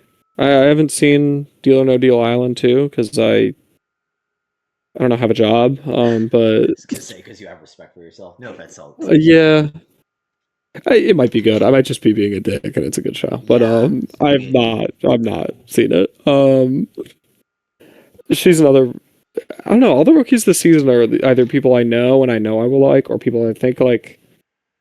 I don't see any reason why they can't be good. yeah. They There's seem like potential here. I'm assuming she was because cast for. sometimes you do see people that are like, why are you even putting these people on the show? She doesn't seem like one of those people. Yeah, I mean, yeah, and then every now and then Sebastian from Ghost Island is cast on this Yeah. season of challenge. You're like, wait, why? I think of Gabo from Spies, Lies, and Allies who did not speak English, and it's like nothing wrong with not speaking English unless you're going to be on a show where they're going to make you speak English Yeah, because you can't. very unfortunate. All right, sorry. Yeah, Again, this is another rookie we just don't have a lot to say about, but we hope she's yeah, good, and I think she has yeah, potential just based on the background. yeah. All right, She looks like next. someone who can do solid. Yeah. All right, next is Michelle Fitzgerald. Michelle, who originally won Love her. Survivor Co-Wrong. We love her. We do love her. 5 previous seasons of the challenge. She's done a lot of seasons of the challenge at this point. For some reason, I forgot that she was only a one-time finalist. Feels like she's made more finals. I don't know why. Like because she's been Yeah, named Bros on a bunch of seasons. she's always a big part of the show when she's there, except Yeah, maybe Spies, Lies, and Allies. where she's essentially the first movie. But yeah, But she's like the only rookie that stuck around from that season. yeah. Across those Her and 5 previous Michaela, who was seasons, literally the first boot. 8 daily wins. Not great. Very few No, for 5 seasons, and because Michelle is, but a surprisingly strong 6-3 elimination record. Better than you would yeah. expect from Michelle, given that she is That good being at. said, Go ahead. better than you'd expect from Michelle. A little bit worse than you'd expect from Michelle in a different way. Um, she's known from Survivor for being a very easy person to get along with, very like well liked, sociable, like someone that everyone is kind of working with. That's not Michelle in the challenge at all.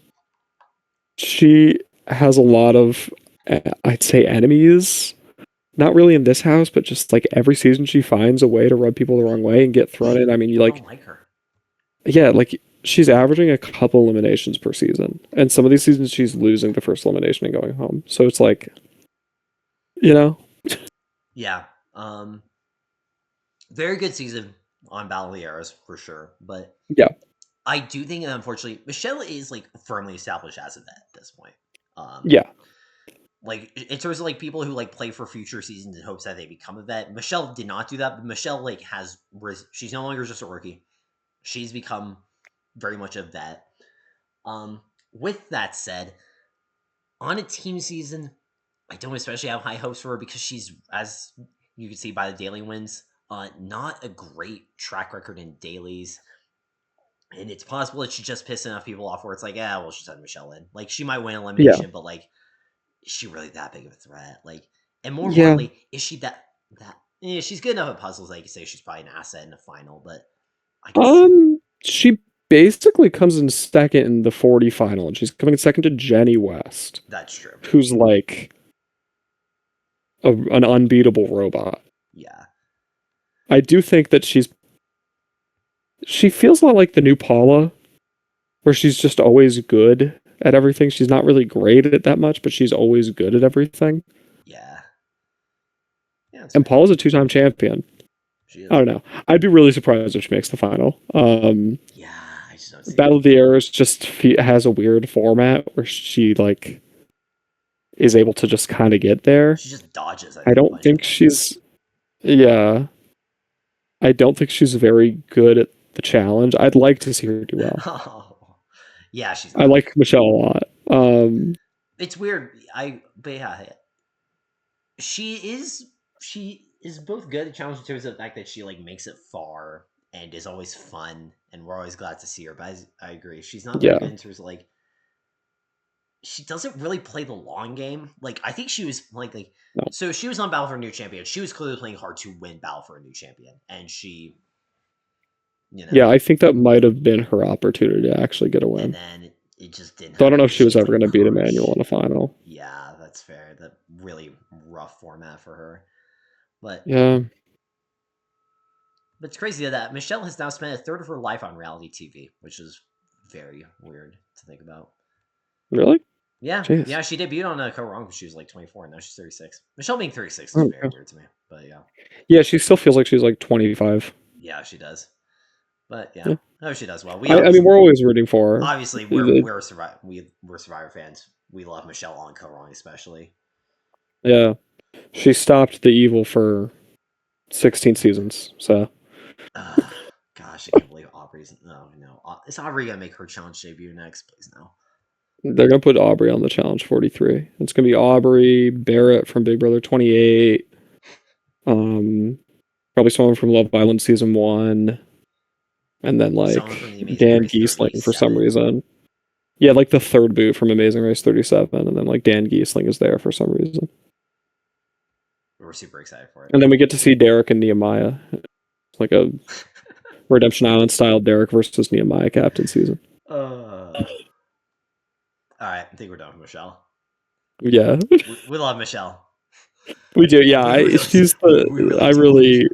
I really like Michelle. I want to be wrong, but I'd really be surprised if she does well. I think for both Kyle and I, I think if like, she makes the final, she's completely capable of winning the final. I would be shocked if she makes the final. yeah, I think for both Kyle and I, like Michelle is a big reason why we got into the challenge in the first place. So, yeah, Yeah, she's great. Great yep. TV always. All right, next is Nelly T. Now this is a big one. Nelson, Yeah. original show. Are you the one three? Probably the biggest one, Yeah, if I had to say. I would say so. 10 previous seasons, finalists on Invasion and Spies, Lies, and Allies. 12 daily wins. When I was talking about that daily win statistic where it's like, hey, you do enough seasons, you're generally going to average 3. Nelson averages a little over 1 a season. At one point, he set the record. Famously. He still has the record. I think it gets acknowledged on the show that It's he literally acknowledged on has. the show. They, for longest, That's like one of the best Devin moments where he brings up the Nelsons like 50 consecutive daily challenge losses. Nelson, very bad channel at dailies. Yeah. Just so many in a row. But the big question is not the dailies thing. So, just some background for those who do not know Nelly T.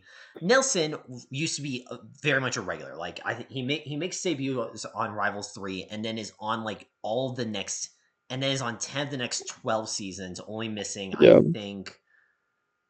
World of Worlds 1, World of Worlds 2. He's also on World Championships for some reason, but he's on a yeah. So he's on I love on World Championships they have all the vets like their primary skill, and everyone else it's like CT is great at puzzles, Bananas is great at endurance, and his is like Heart.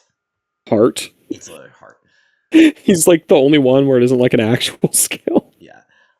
So yeah, Nelson is on a bunch of seasons, and then has not been on the show for a while because he was in a very bad car accident. That was caused. I'm just gonna say this right away. Caused by him driving drunk. In a very bad car accident where that really messed up his leg. He tried to keep the leg for a few years, had a bunch of surgeries on it before eventually deciding to get amputated. And that was, I think, around a year ago. And this is Nelson's first season since the car accident. Obviously, since he lost his leg, Nelson is now an amputee. He does not have his right leg. So this is, as Kyle said, probably the biggest return of the season. Yeah, Seeing Nelson back. I think a lot of people aren't happy with him. Really, I think people are very opinionated about drunk driving, which is fair. I really don't like that that was, what he was getting up to. I also like it's really hard because obviously like amputees have won the challenge. Jordan has won the challenge. There have been people who have had like physical disabilities that have done very well on the show. But Nelson was never that good. Yeah. He almost beat CT in a final on Invasion. Um, Since Very then, promising. I don't think he's ever been that good since then.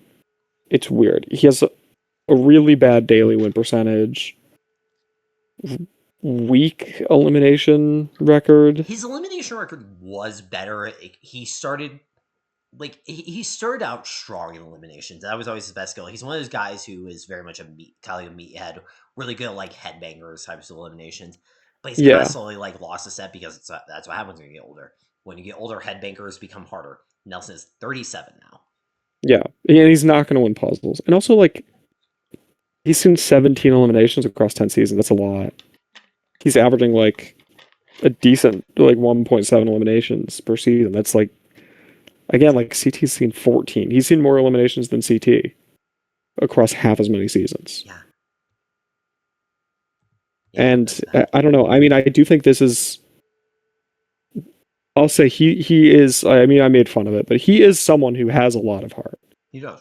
and I do think he wants to prove, especially now, like especially after he's coming back. He lost his leg. He knows a lot of people aren't happy with him because of drunk driving. I think he really, really does want to prove himself this time.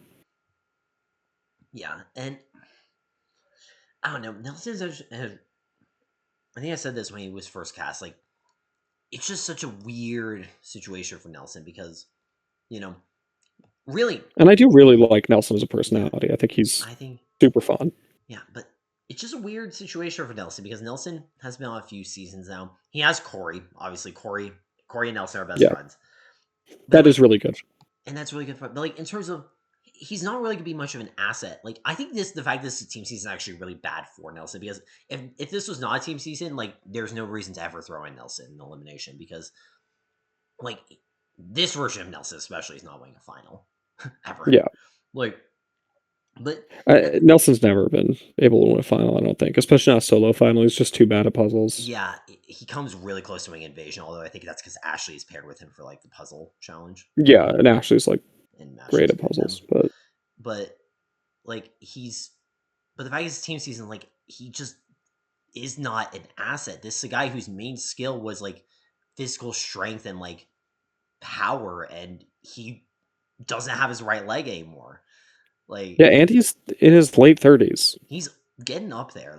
Yeah, Like I he's not just a young man. He's not.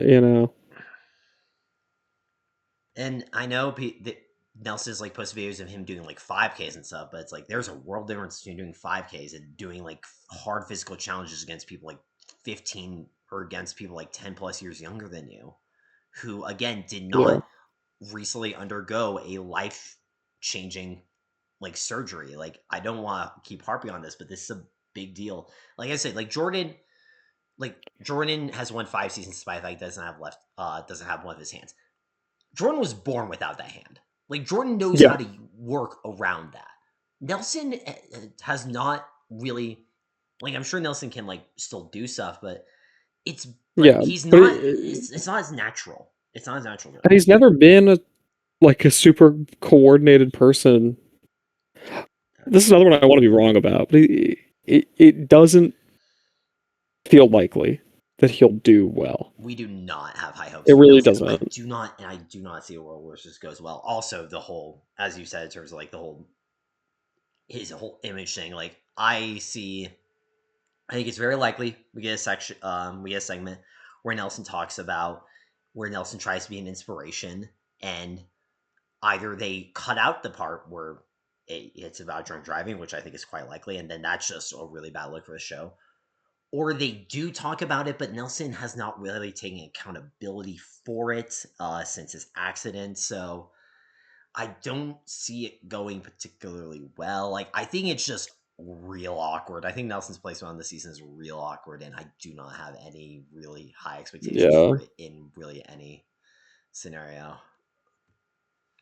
Yeah. I'm a big Nelson fan. I hope I'm wrong, but I'd be pretty surprised if this is a good decision. It Yeah, doesn't feel like a great decision from the show. or frankly on his part either. Like Or I mean, yeah. he obviously wants to be. He wants to be on here. He loves the Oh challenge. yeah. I mean, yeah. Like the closest comparison we have to Nelson is Theo, who lost vision in his right eye after after a champagne cork him in the eye, and it took Theo. And like Nelson, Theo was also not on the show for a few seasons. He came back and was good, I will say. So there are hopes for that. The obvious counter argument is that Theo on World of Worlds 1 is better than Nelson has ever been. Theo Yeah. just has a better base to work off of. And Yeah. I mean, also, yeah. Nelson's not 7 feet tall. You know. yeah, and Theo's just more athletic. And I don't know, the whole like losing vision in your eye is different than to like losing a limb. Like in terms of just your Yeah. pure physical ability. Like your like coordination is obviously different, but I said Nelson's not that coordinated to begin with. Like I don't know, Theo like he has potential Theo upside, but that again ignores the fact that Theo was always better than Nelson. Yeah. I'd be surprised if we see anything too impressive from Nelson, even though like it would be really nice to see a Nelson who owns up to his mistakes and does better than expected, but that has never really been Nelson. And it has not been Nelson on social media. Yeah. Like he started Yeah. GoFundMe, and then that went really awkwardly. Like it was just some stuff with Yeah. Nelson. Like, uh, sorry, we do not have a lot of good things to say about Nelson. Yeah. Yeah. Or good Except ones. every season of the challenge he's on, I like him. So Yeah, and he'll he's probably like say a a funny thing. He'll probably say yeah, he'll definitely be funny. He'll definitely be like good TV. It just it might not be worth everything else. yeah. Yeah. All right, should we move on from Nelson? Yeah. Next is Nerys Mateo. Actually, funnily enough, Nelson's partner on Ride or Dies, and Nerys is another kind of big return, even though she was only not on one season. It's a bit of a weird situation. So Nerys, done 3 previous seasons, was notably a finalist on Battle for a New Champion, where she was really good and easily the best. Should have won Battle for a New Should have Champion. won. Not like she deserved to beat Emmanuel. I just mean like they should have had a female winner that season Yeah, as for well, some and it would have reason been on her. some seasons of the challenge they only have one winner, whether it be male or female, and that's causes Yeah. issues as you might expect. Um, Maurice's stats aren't great. Three daily wins, 3-2 elimination record. Should be noted in one of those eliminations, she did beat both Horacio and Kyland, who are both very good in the same elimination. So Yeah. she's got potential. Battle for a new champion, she's really good, and she, although has to be known, she was the first boot on Battle of the Eras. Yes. Not great. Nerys. So a bit of background. Also, like I said, there's a bit of background on her. Nerys appeared to have been essentially banned from the challenge after she claimed that one of the eliminations on season 40 was raised against her boyfriend at the time, Horacio. She caused a huge fit about it on Twitter, and then production just didn't like her. She was not cast 41, even though she was looking to be a big star. Her and Yeah. Horacio have since broken up, and apparently she's done enough to get back into production's good graces that she is back here. So, pretty interesting return for Reese, even though, like I said, she's only missed 41. It feels like it's been longer. She basically missed 40. She's out, like, I think episode 1. Yeah, very It's, early. yeah. Yeah, so it's been 1 season, but it's kind of been 2 seasons. Um, and it feels like she is someone, I think, more than anyone except maybe CT, who really needs to show up and, like, do well. She wants to keep doing the show because it's kind of like, I don't think production has any problem with just dropping Nerys. They clearly showed they don't have an issue with her before. They did it once, they can do it again. Yeah, And and if all like they don't like her and now she's like just getting eliminated early, especially if he ends up getting eliminated by like some random rookie, like if like Deb I don't know, beats like her. yeah, like if Deb beats her in an elimination, like no offense to Deb, but like that would not be a great look. Um, and she again, like she kind of needs to prove why they can't just not cast her. Yeah, And and I do think that she's someone that like the show is better off for she's having. good. On Ride Yeah. Dies and Battle for New Champion, she's a clear positive part of both seasons. Yeah, Ryder dies, I think once her and Nelson go, the season like gets notably worse. Yes, I agree with that. New champion is bad throughout, but she's definitely one of the better parts of it. Yeah, she is someone who's going to also from a dramatic standpoint. She's going to provide drama. She just is a fairly confrontational person, and that's again good for the show. Yeah, Drama is good. that's Conflict is good what for they. any reality show. The challenge especially really needs conflict, and Nerys caused conflict. Yeah, if you want to see a season without conflict, try watching Spies, Lies, and Allies. She's clearly good for the show. I want her to prove why they need her, but yeah, like I unfortunately, I do think they have no problem not bringing Nerys They have back. no problem dropping her, and as we saw in 40, she is beatable. Like it is certainly Yeah, possible that like she just that the team she's on is not that she gets placed on a bad team, and she is thrown into elimination against Alete or Deb right away, and then oops, yeah. sorry. Like it's Like even if she is better than them, sometimes things happen. yeah. Again, Yeah, eliminations and that's are not even considering like what if she gets put in against like Cara Maria and just isn't better than her, and then like yeah. Yeah. Her battle for a new champion like run was very impressive. I don't necessarily know how replicable it is, and for as much as we talk about elimination status skills, sometimes they do just kind of end up being crapshoots, and it's possible, as I said, Nerys just gets the wrong elimination, especially because she's not very big. You know, size matters in Yeah, elimination. She is just not a big person. yeah. It's just one of those things where like she's obviously you said about Justin, she's strong for her size, but you need to be strong for any size because you're not only it's it's not divided by weight class. Yeah, You yeah. have to be able The to challenge beat. has no weight classes. Yeah, if you're a Nerys, you have to be able to beat someone who is like you have to be able to beat Laurel or Cara Maria who are way bigger than you and way stronger than you. Yeah, I don't know. I hope Nerys does well, but yeah, I agree that Yeah, she's I just do really think she's good for the show. I want her to she like shut production up and be like, no, like this is why you put me on the show. I'd like and let me say what I want. yeah, I hope But she becomes yeah, yeah. She needs to be like the main character of the season. And if she is the main character, then that would be good. I think she's good. yeah, would probably be a fun season. Although she was we did just acknowledge that she was one of the main characters on a very bad season, Battle for a New Champion.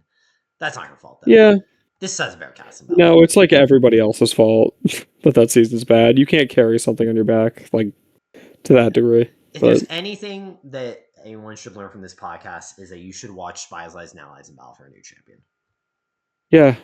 Or like any other season of the show, if you haven't Or seen it before. yeah, probably. All right, should we Or I go? think literally any other season. Probably any other. All right, should we move on? Yeah. Yeah, Next I'm good to move on is from race.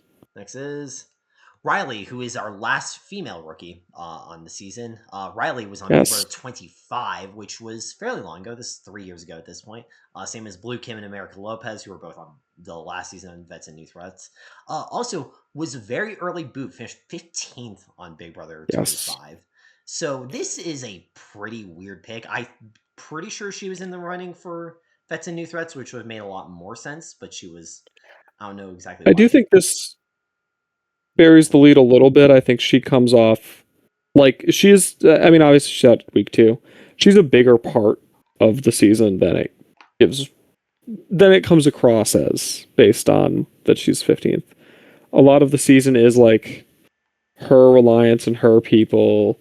The people who want to work with her are one half of the house, and the people who want to work against her are the other half of the house. She goes early, but she's a presence that stands over the rest of the season. I'd agree with that. Yeah. And I think that she's promising. I mean, like when you're out that early, you can only really be promising. But I think she's promising. She's someone who shows potential and definitely is capable of being entertaining. Yeah. For sure. I'd agree. I would like to see her do well on this season. Yeah. And it's cool. It's cool that she's on here. Like, kind of a random pick, but despite what I said earlier, a random pick I like. Yeah. Yeah. I'd rather cast Heisem in terms of early boots from Big Brother. Oh god, Heisem would have been awesome. Even though he's like 50, I think. But unfortunately he is not. I don't know, man. He wins like 75% of the comps he competes, and I'm sure he would figure something out. He'd do good. Heisem's awesome. But yeah, I think there's some potential here in terms of like a random Big Brother pick. It could do a lot worse than Riley. I agree that she's. Yeah. Like that guy Adrian on Big Brother 27. Oh, we love Adrian Rocha. We love it. I specifically said we. Fine, we do. Okay, but yeah, Riley as I can tell is someone we actually have seen and we actually do like, and we do think there is potential there. Yeah, I mean, Big Brother 25 is a better season if she goes a lot farther. Yeah, probably. Big Brother 25 is a very bad season, and yeah, hard to imagine being a worse season if she goes far. Yeah, yeah.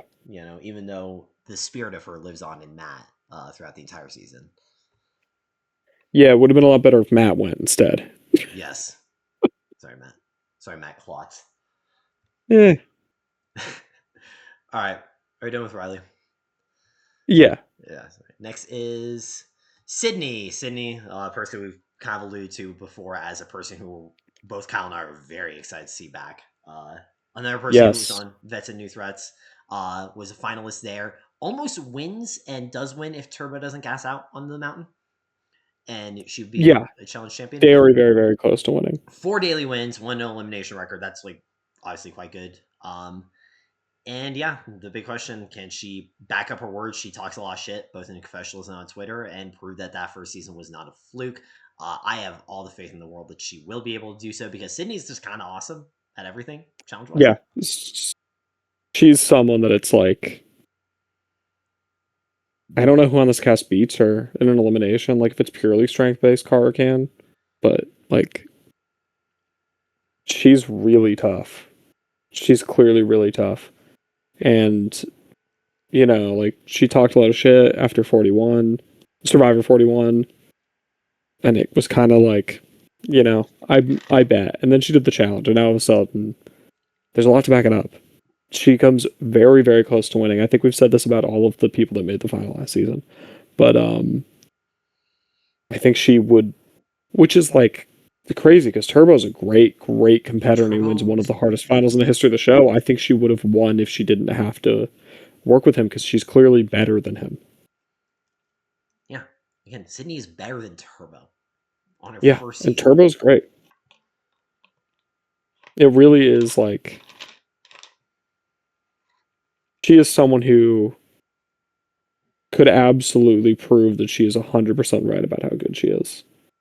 Because that is something she loves talking about is how good she is. But I mean, like, she's kind of been She able to is. back it up. Yeah, like Yeah, for as annoying as it could be, like, is she wrong? yeah. I don't know. You She's just know, really awesome. And yeah, she's great. I think you said She's this. basically the main character of last season, and Yeah, it's the best season in a while. yeah. I think you said this after she was cast for like the at 441. It's just like, how did they not cast her before? Like, Sydney's such an Yeah, obvious person to pick for the challenge in the first place. In fact, they actually kind of brought her after like a few years after, like USA One. She could have been on USA One because some of her a decent number of 41 people were on that. She could have been on that, but no, she wasn't. And wait a few years, and now she's on 41. So yeah. It's it's probably very better they waited to put her on a real season of the show it is rather than very I will USA. say it But is unfortunately very confusing that she was on both Survivor 41 and the Challenge 41. Very very yeah, confusing to talk about, but yeah, what are you gonna do? But yeah, I agree. Probably better that she was actually on a better season with a better cast. That she can kind of bounce off of better. yeah. Um, Because that's like, I like her on 41, but like, that's not the show for her. That's not the season for her. I think the challenge is the show for her. yeah, I will say on a Survivor 41 rewatch, she did jump up for me. I think because I just seen the Challenge 41, but I was like, okay, no, the potential was always there. I remember not having too Yeah, much opinion on her as 41 as Survivor 41 was airing, but on a rewatch, I'm like, no, no, she's good. That entire yeah. I was tribe always is good. saying she should do the challenge. You were, yeah, you were very excited about Yeah, that. But that yeah. entire tribe is fair, kind of a mess edit wise, just because they never go tribal. And it's just kind of hard to like, kind of hard to follow the storylines. But wherever she shows up, she's really entertaining. On It's Survivor not like they 41, make up what, four of the final six. Survivor 41, awesome edit. Yep. But yet she, I mean, like, I knew she had it as a TV character back when 41 was airing and she was trying to imply on her Instagram story that she got medically evacuated from the season. Um, but she showed on the Challenge 41 that she can, like, compete, like, really compete.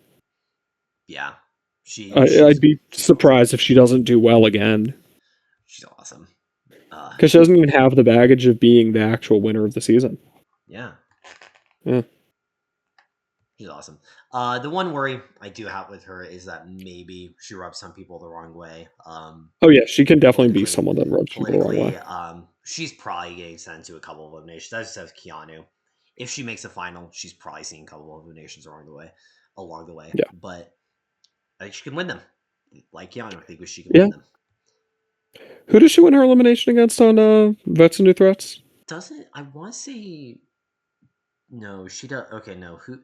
I think Cedric beats Nani. Cedric and I forgot. I should Sure, check I that. can check real quick. Very professional production. Sorry, 1 second, guys. She wins an elimination against Ashley and Leo, who are good. Okay. Ashley's like one of the best women to ever be on the show, and she beats her in elimination. So yeah, she's not. It's not like she's beating like random rookie girl who is never getting called back. She's beating Exactly. a real like multi-time A champion. two-time challenge champion. Yeah, All right. Are done with Sydney? yeah, She's yeah, awesome. But I think we have to move on. yeah. Next is Tori. Tori is the person we've talked about a bit as being someone who's really good and someone who Kyle has opinions on. Yeah, she's very. We just don't have similar like senses of humor. Um, I've never really rooted for her. I do think I like her more every season she does. So, Yeah. like by the 40s, I think she's fine enough. Seems nice. She seems like a very good person, which is She like does. Very rare on this I would show. say rare among the female goat contenders. I think it's kind of just her and Evelyn Yeah. that seem like very good people. Yeah. Yeah. Unfortunately, the Um, other the between Cara, Laurel, and Camilla. Yeah. Yeah, somehow Laurel seems like the best person of those three, which is crazy. So it's like, I get why Tori has her fans. She's just not my cup of tea, I guess. That's fair. But Um, she is someone who proves herself as better every time she comes on the she's show. really good. I mean, those stats are impressive, very impressive. Yeah. Again, after you've done enough seasons, I think you just tend to by default average around 3 a season. She's averaging close to 4 a season. She's Yeah. really good. Really impressive. An 8-3 elimination record is also no joke. Yeah, Tori, I think she's the only person to ever beat Jenny in an elimination, yeah, which is like, very impressive. again, And like it's a Jenny's a physical elimination too. It's robot. a hall brawl. It's a hall brawl. She Yeah, wins, she has no business beating Jenny in a hall brawl, and she does. and she does. Um, Yeah, no one would hold it against her if she didn't she at is a all. one-time champion. However, that does not show how many finals she's been in. She's been on a lot of finals. I think she's made the finals on the past like 5 seasons she's done. Yeah, she makes finals Yeah, on 40, makes finals on USA 2, makes finals on World Championship, makes finals on Spies Less and Allies. Like the last time she lost an elimination was on Double Agents, weirdly enough to Anissa. Um, which yeah. to be fair, It's only a matter of time for Tori to win again. yeah, It's gonna happen. It's not if, it's when. yeah, she is really, really good, and yeah, I think despite the fact we're kind of talking about her as a good contender now, I think to most people she's not quite there. The fact that she's only a one-time champion, whereas pretty much all the other women who are in that tier have two. Um, Laurel has two now. She was in that conversation with one win Laurel was though. there actually even before she Yeah, won her exactly. elimination. So, but yeah, the Tori fact is just one of those people who just like when you watch her compete, it's clear that she's a head above the rest of the people on plenty of her seasons, even if she isn't the one who extremely actually pulls athletic, out the win. like Yeah. extremely athletic, very well coordinated. I think former college soccer player. Um, so and typically very well connected politically. Like, unfortunately, she is part of that alliance on Spies, Lies, and Allies that dominates. She's a Yeah. very key part of that. Um, But she also probably should have won that. Like Casey just gets really lucky with being able to pick her partner because she did poorly. yeah.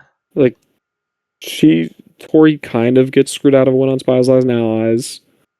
She kind of gets screwed out of a win on More of the Worlds too. Yep. She's against two of the best ever as a rookie on Dirty 30 Yeah. and still holds her own. Like Yeah. she's somewhere you look at yes, she's done 11 seasons or she's done 10 seasons, she's only won once. But you look at all of her finals losses and all of them, Battle of the Eras, just like it's strong competition. She just does the worst. Yeah. But every other season, she really, really shows up. And also, it has to be noted that on Battle of the Airs, after that, she goes to that final after beating Kara in that elimination. That really took a lot of her because essentially just treading water forever. And like, yeah, Oh she's not gonna yeah, look that's true. great physically there against three people who are less fatigued than she is. Yeah, Jenny's probably the most athletic woman to ever be on the show, Yeah, too. no real shame in Rachel's Houston. also in that conversation. And Michelle is like just someone who's obviously always going to do very well in the final. Like Yeah, these are three people that's not embarrassing at all to be especially a beaten by. swimming heavy final. Like Michelle's gonna do well. Yeah, But yeah, yeah. The 40 she's final is kind of designed for Michelle to do well in. yeah, yeah. Tori's good. Um, I could see the argument that she's a bit overexposed. My goodness, she's done a lot of seasons recently, or she's like since her debut on Dirty 30, she's missed like 2 seasons total. One of them was Yeah, 41, but I mean, hey, she's keeps doing them for a reason. She's good. yeah. I see why they want her back every season. Yeah, And again, like a team, like I don't see a team that she isn't an asset to. I don't know. She's someone who's going to help every team she's on. yep, exactly. Yeah. Um, and plus, I will say it'll be good to see Tori on a season without Jordan. I'm excited for that. And without Devin. And without Devin, yeah, That's another thing. I don't like Devin at all, and she's always working with him. that's fair. Yeah. All right. I think the next person is our last one. Should we move on? Yeah. Next is this is our last person. It is Will, another one of the vets and new threats people that we're very excited about. Yeah. One funny thing I want to know: You'll notice in his Bond picture that is his "Are You the One" cast photo. He is rubbing his hands together in that. He's rubbing his hands together in this one, and he's rubbing his hands together on his Challenge 41 cast photo. My man loves to rub his hands together for a cast photo. That makes sense. He is that. He is that guy. Very in character, yeah. Yeah, but this is I like Will. Will a lot. I really like Will. Is he capable of winning? I don't know. Yeah, that's a his stats aren't great, and he's one of those guys. When I was talking about Josh earlier, in terms of like the people with his archetype, I'm thinking of Will specifically. Yeah, Um, like the new hot guy yeah, the new that's hot gonna guy. get in fights and try to hook up with people Yeah, and like is call out muscular, Johnny but Bananas. Is muscular, but like a not lot of these guys like don't win. These guys yeah, very rarely actually win the season. yeah. Um, Yeah. Oh, one thing I'm also gonna note is that Will is 30. He turned 30, I believe, the day before we recorded this podcast. So he's not. He's so Oh, yeah. So cool for happy Will. birthday, Will. Happy birthday, Will. Um, yeah, I agree with all that. He's a guy who's very much cast for more for drama reasons than for competitive reasons, which is fair. Again, the challenge is a show that Yeah. really needs drama. I see the And arguments he's that great for drama. I can see the arguments that Will is perhaps too great for drama and that he creates uncomfortable drama. Uh, I am not going to be someone who agrees with that because I think Will's awesome. I think Will's just Oh yeah. really entertaining and someone the show really needs just because Will and Sydney Will and Cindy are probably two of my favorite rookies in a very long time. I really, really enjoy them. he just brings it. He's just Yeah. really He's bringing the most out of Nani we've seen in ages. exactly. Nani was boring for a lot of seasons in a row, and she hooks up with Will, and then it's great. Yeah. She reminded everyone how fun she was, and I think Will brings a lot of that out of her. Yeah, and I think Will just kind of has the potential. Like he's just straight up kind of he just is an asshole. I don't think there's no kind of about him. Just kind of he just is an Yeah, asshole. yeah. But again, good for the good for the show in a lot of ways. That And being said, one daily win, that's a one lot. elimination loss. I Despite don't making it think he far. like. Yeah, he went pretty far, and he Yes, doesn't. he gets sixth. He doesn't see eliminations for a while, but also like when he does, he just loses. Yeah. Also I do that think a lot of that is Nani's good political game rather than yes. Will doing anything. Yes. I think a Will on an island would probably have to see like 3 or 4 eliminations to come in sixth. Yeah, I think that's very possible. And he's not. I mean, he's definitely gonna have like some connection on his cash just because there are so many of his fellow rookies from Vets and New Threats are on here that that he Yeah, has connections with.